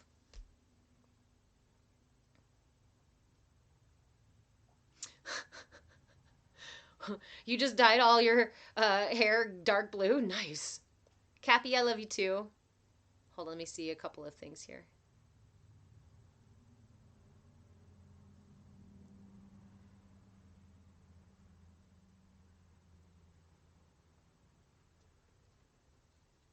You're very welcome. Go right on.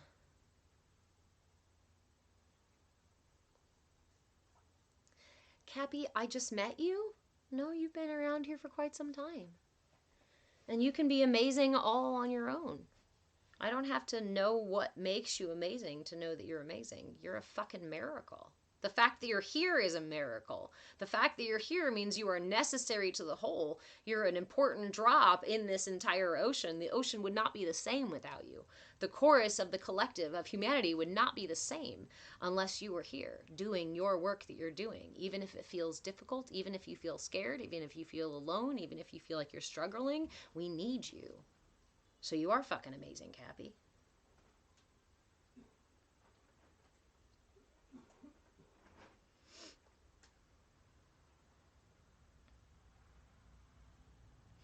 You had no idea why you were called to do this. It was very expensive. You could have just gotten a wig. So I find when I am suddenly or unexpectedly or unexplainably, right, drawn to different colors, it's usually a request from my system. This is another really important mental shift, right? Paradigm shift, narrative shift that we have to rewrite into our systems. You can do what you want, obviously, but I say these things because it feels that imperative. When we reinform our brain of what our body is doing and what our energy is doing, we go, oh my God, my body, my emotions, my ego, my triggers, all of these things are in cahoots to heal me, to help me reach self-actualization, to help me find balance and self-love and connection to source and growth. And everything I was taught that is my enemy or that is against me or that I have to ignore or control is actually my team of allies.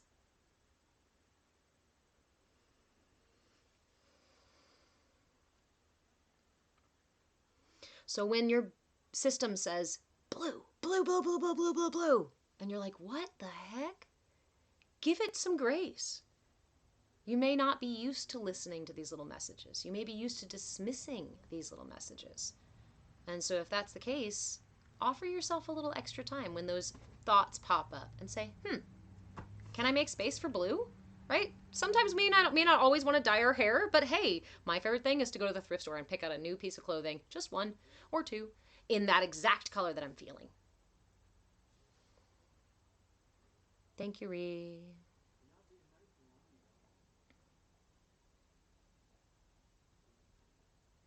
Glitterbee is my live schedule on in the Discord. Yes, it's in the Discord. It's also on Patreon, and it's pinned at the top of my content on TikTok and on YouTube.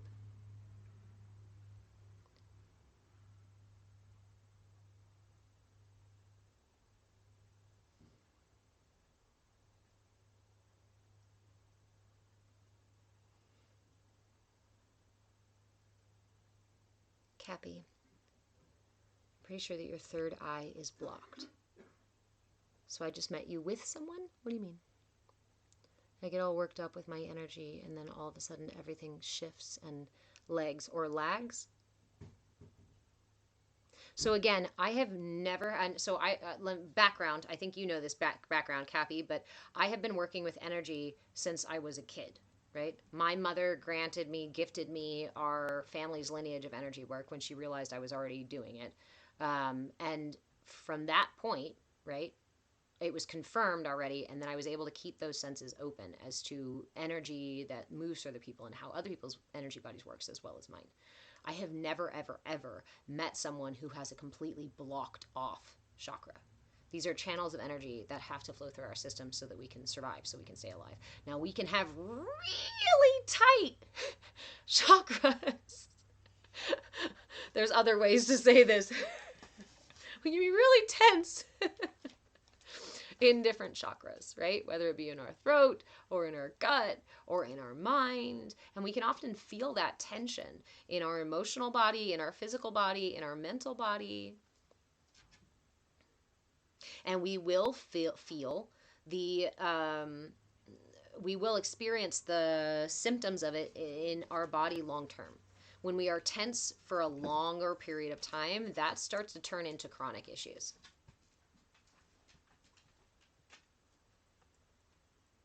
Nice, Banana Milk. You wrote down the names of your team members. Awesome. So I like to use the theories of, or the practices of internal family systems. Banana Milk, have you heard of internal family systems? It's, I thought I created it years ago because I'm a storyteller, and I was going through therapy and started to create the characters in my mind, because I realized that when I show up for work, I show up in a particular way, right? I recognize that I have different ego characters, as we all do. You show up with your partner one way, you show up with your kids another way, you show up with your parents this way, you show up by yourself sometimes a different way, right? We show up in these different aspects, these facets of self. Internal family systems acknowledges that there's a value to each of those individuals within the self, and we like to refer to them as our internal family, right? For me, my internal family is a pirate crew, because there's a lot of shenanigans and oftentimes mutiny and sometimes chaos, and we don't like to follow the rules. So we don't live by anybody else's rules. So it took me quite some time of exploring these different aspects of self and starting to give them names and character and images of their own. And through doing that, the really important piece of what that does here is that it takes the energy, the focus from saying, I am angry, right? I am anger. It's permanently part of me. It's written into my being. I define it. It defines me. I am angry. Versus, I am feeling angry right now. AKA, my energy is replaying a character pattern that was used, that has been used to protect me. Again, this is my ally. These are my allies. My ego is not out to get me. My emotions are not trying to fuck shit up. They're actually trying to keep me safe. They're just not the wisest parts of me. But I also have to negotiate with the not wise parts of me before I can negotiate with the bigger, wiser parts of me. This was a long process for me because I didn't, there was a lot of reasons why, but I was still stuck in ego patterns. I was still stuck in outdated energy patterns and outdated fears and expectations of self and all these other things that kept me from being able to deeply engage with my wiser self. Thank you, Kayla, for the follow. And it wasn't until I took responsibility for every single trigger, character, emotion, ego, expectation, self-talk, all of it. There is only one person who has true access to those things. This guy. The source of my love, of my safety, of my comfort, of my peace, of my strength are all seated in the relationships with myself. And when I realized that and started to take responsibility was when I actually stepped into what I now recognize as the role of being the first mate to my captain. I am not the captain of this ship. I'm not wise enough to be the captain of this ship. But I am the first mate. Because I have a bunch of rowdy pirates that are sometimes simple in their characteristics, in their thinking process, or in their actions, right? Think about the way that anger just does the thing for you. That's my defender. That's my protective pirate. Thank you, pirate, for keeping us safe. But what guru do you know? What wise master do you know? What spiritual leader do you know that comes knocking on your door every day and says, have you done your practice yet? Have you done your work? Are you going to come to practice? Are you going to do your work? Are you going to self-actualize? Hey. What wise, not you, sorry. What wisest of us all is going to yell over a crowd of people arguing to get them to stop? None.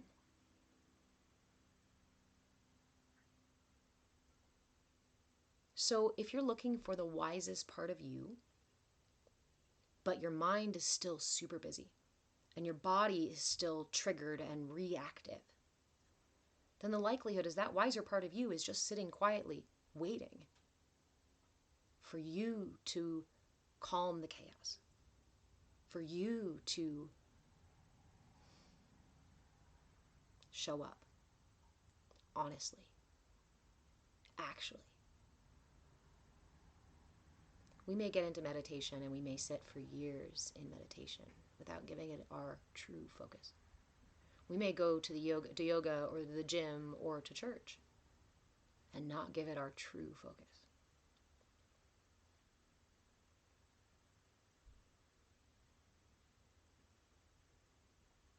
We will not receive the full benefit from it until we do. And when I did my personal, as I went through my journey, when I found my captain, in a rare moment of silence inside of my mind and my busy body, I was mad initially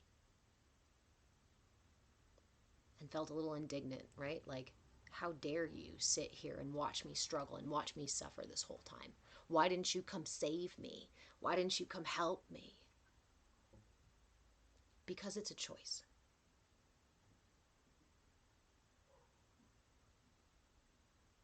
A choice we must take responsibility for. You don't have to evolve. You don't have to self-care.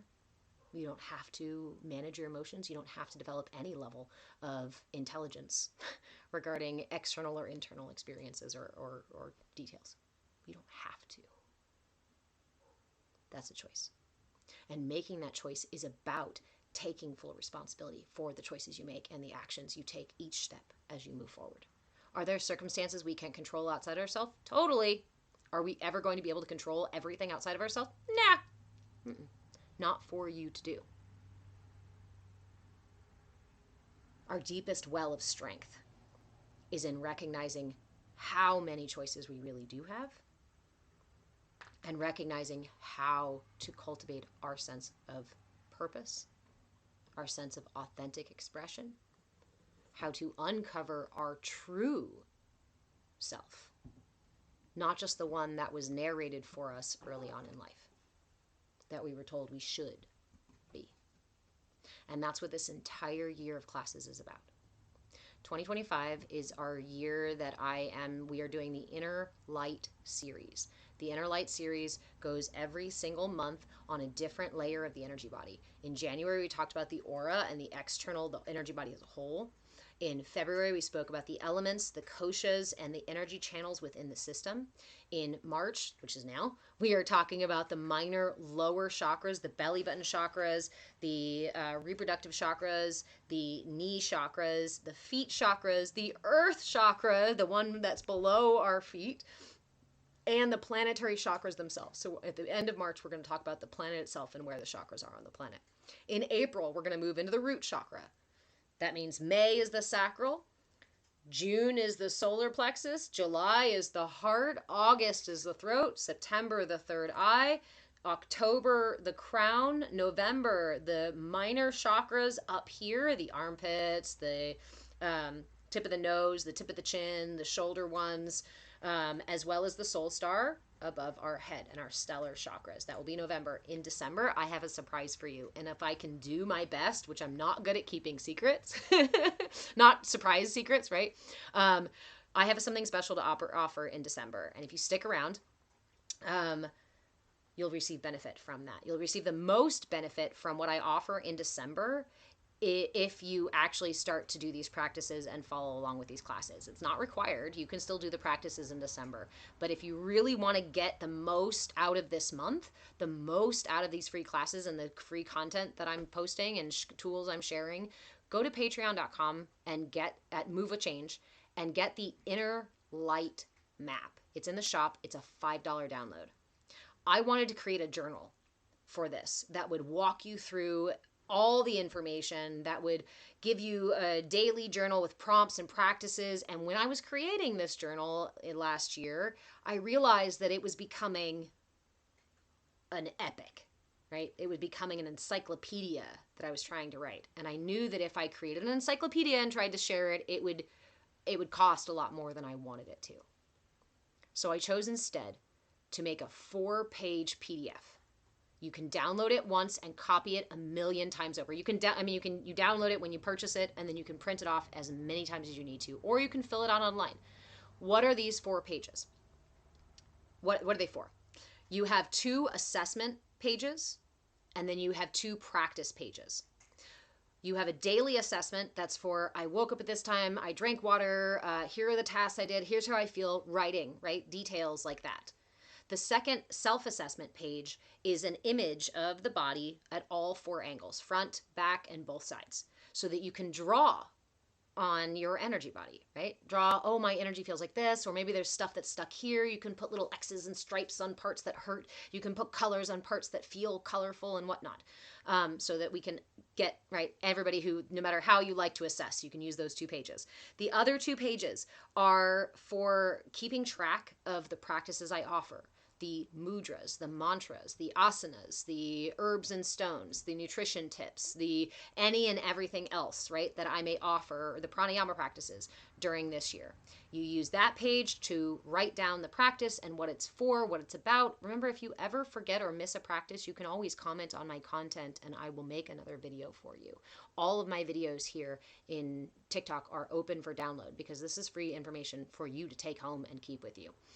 So please ask questions on my content. It helps me make more and helps me actually answer the questions that you have. So the last page of this is your practice assessment. That means when you use the practice tool, whether it's the pranayama or the mudra, right? We sat with our Prithivi mudra. This is the mudra for this week, the Prithivi mudra. It's the earth gesture. Actually, it's the downward flowing energy gesture. Because this is, downward flowing energy. No, that's Apana. That's next week. Sorry, I was editing content. That's next week's mudra. This is the earth gesture, the Prithivi mudra. So you would write on one of those PDFs, you'd write the name for it, what it means, what it does, all that kind of stuff. And then when you practice it, you'll write down how long you practiced and how you felt and what you noticed. That way you have a reliable place to keep all of these things. Thank you so much, Cappy. You can use a regular notebook. This is what I mean, guys. Dollar is not king. Go get a regular notebook. And if you want to just write your own, write your own. But if you want one already pre-made for you, which sometimes makes it easier, right, to keep track of these things. I know I like the pre-made stuff sometimes. Go to Patreon and get the $5 download. Again, all of your support, all of your engagement helps me a million times over, as does memberships and going to the shop. But if you want to get the most out of this year, keep track.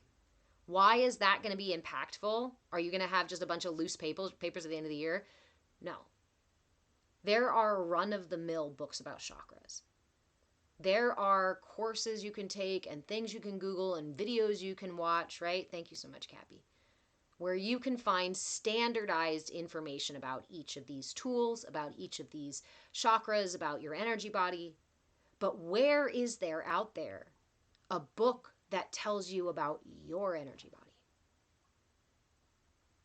Where is your personal assessment of your energy patterns and your triggers and your emotions and your ego characters and your internal family system? You're going to have it at the end of 2025 if you keep track of these tools and you keep track of how your energy feels. And hell, if you're like me, I'm not an everyday practice kind of person. Some days I go to the beach and do nothing in terms of traditional practice, right? But that in and of itself is a practice. So go to patreon.com/move with change, grab your inner light map and start using it for these tools. If you have questions, if you want feedback, if you're like, my toe is not feeling good, my head is not feeling good. Cappy, I saw you say your third eye messes with your vision. There is absolute truth to the fact that if you are struggling with your third eye channel, it can affect your physical eyes as well. I had it happen to me when I was in a situation where I was denying my insight, where I was denying my higher self who was warning me about the situation, and I was completely fucking ignoring it.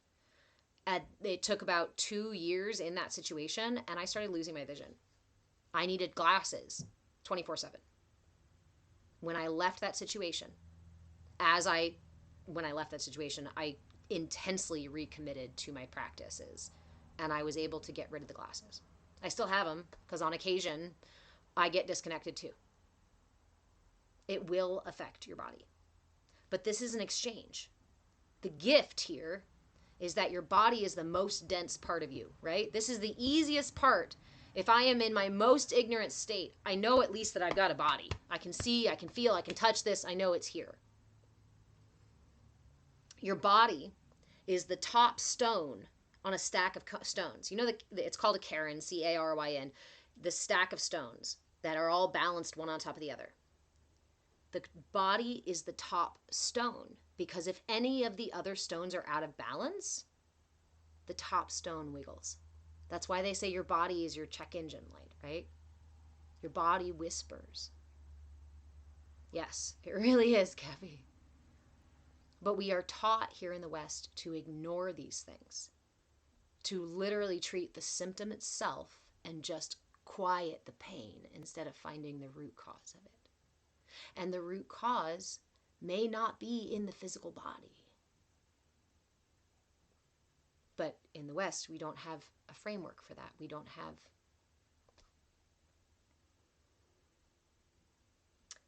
We have record of energy work and energy healing practices as far back as 1500 BC.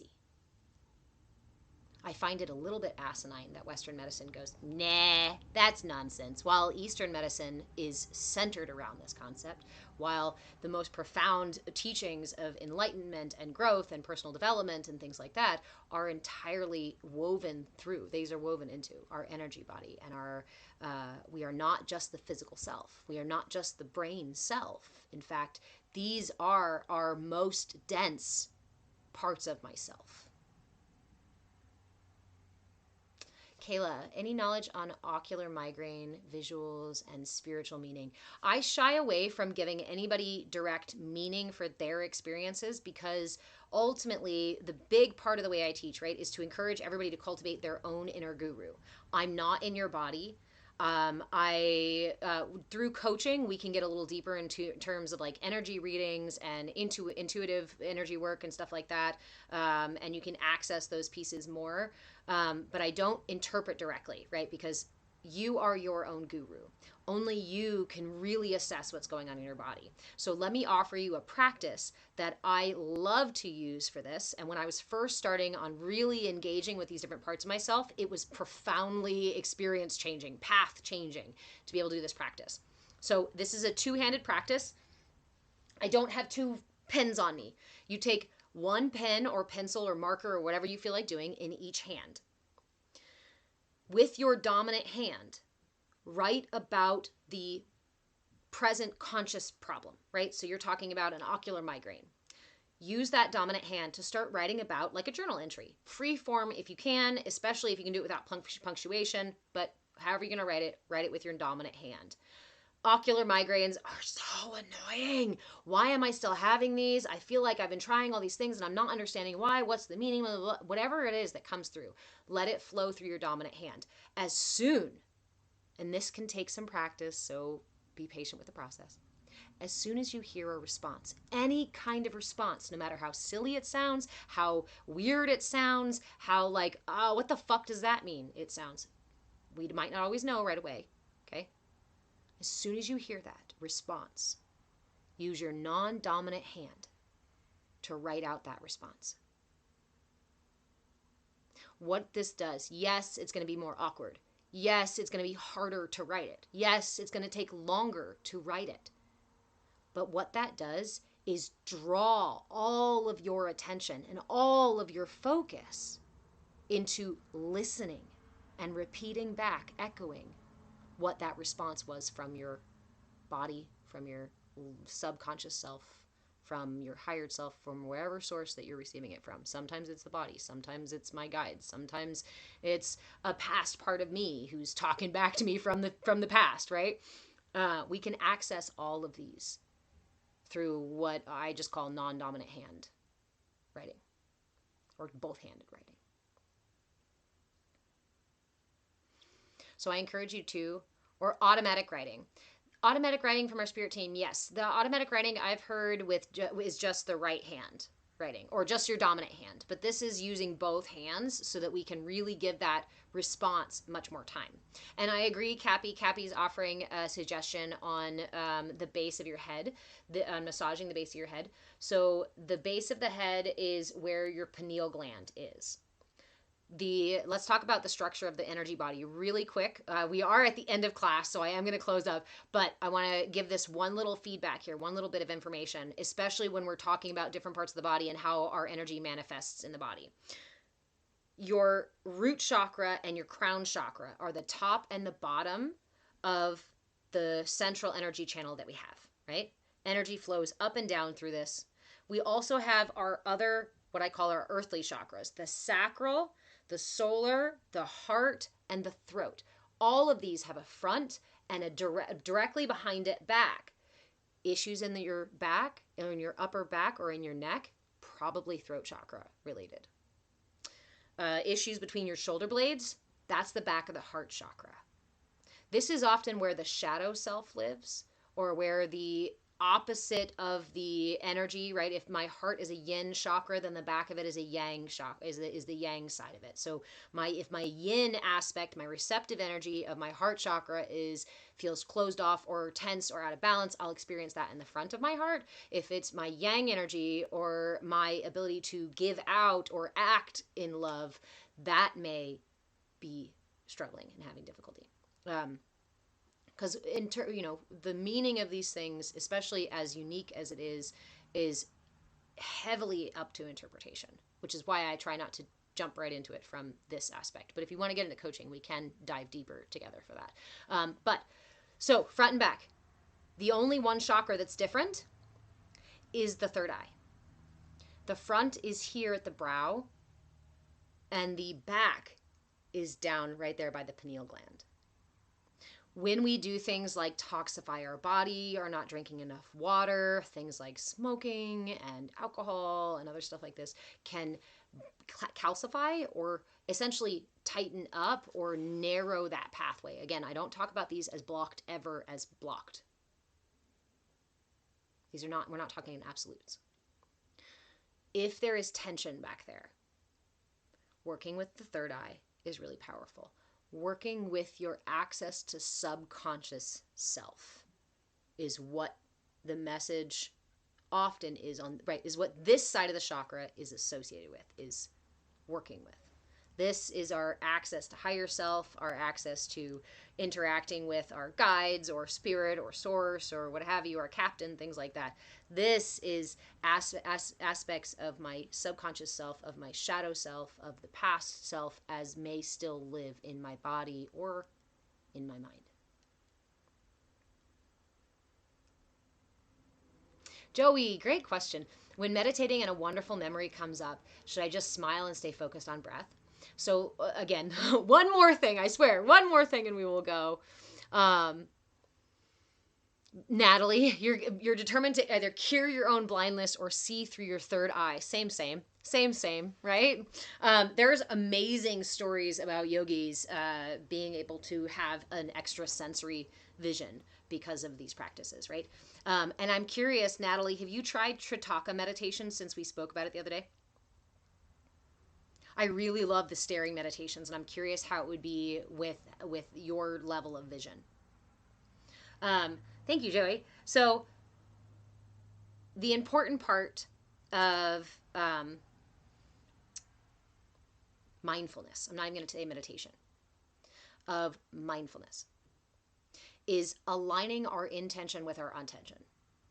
So think of it this way. I have my intention and my attention, right? And if my intention is to, let's say meditate. My intention is to meditate, right? And I focus my attention on meditating for a little while. My attention is focused. I'm listening to the breath.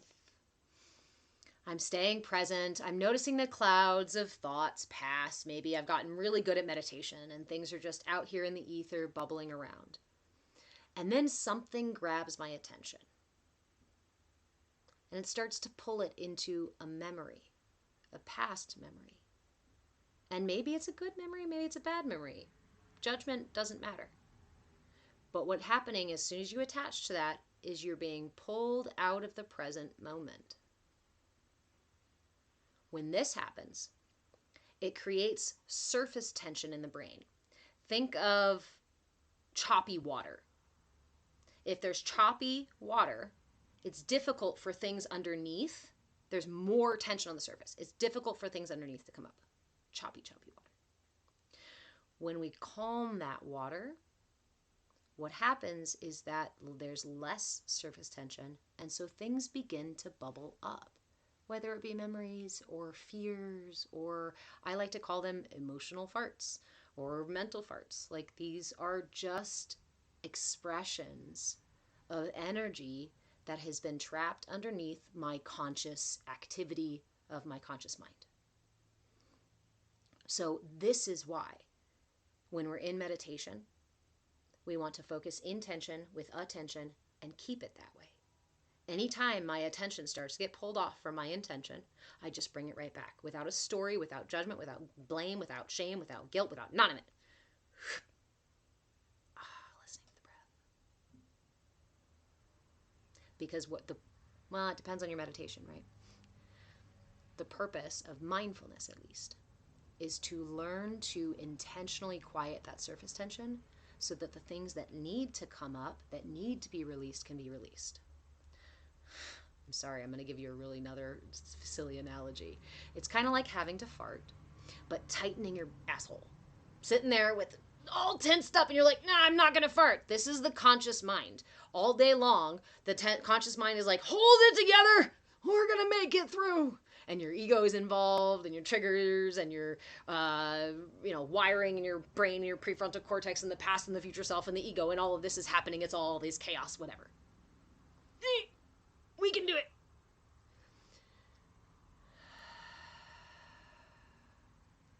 Exactly, Cappy. Repressed farts.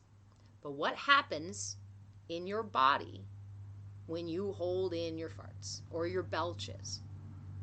It upsets your system. It's not supposed to keep all of these things inside. Our memories, our emotions, our fears, our ego expressions. These are temporal.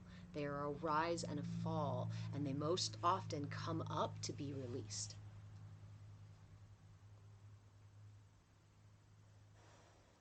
So it's not about denying yourself a moment of pleasurable thought, of nice thought, nice memory. It's about understanding the depth of value in that glassy water, in that calm, still pool. From there, we can reach depths that are not available to the busy conscious mind.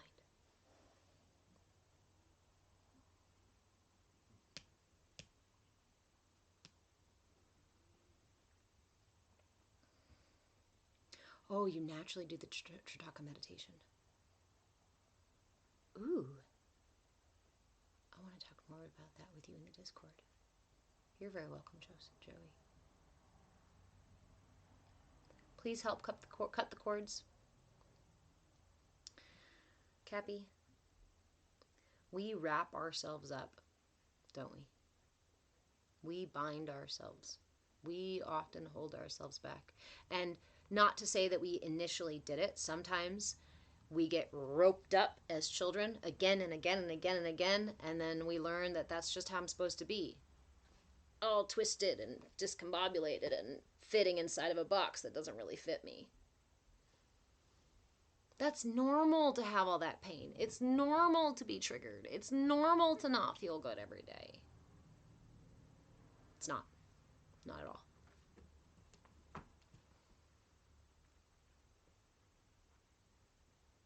All the cats are coming inside. All right, my friends.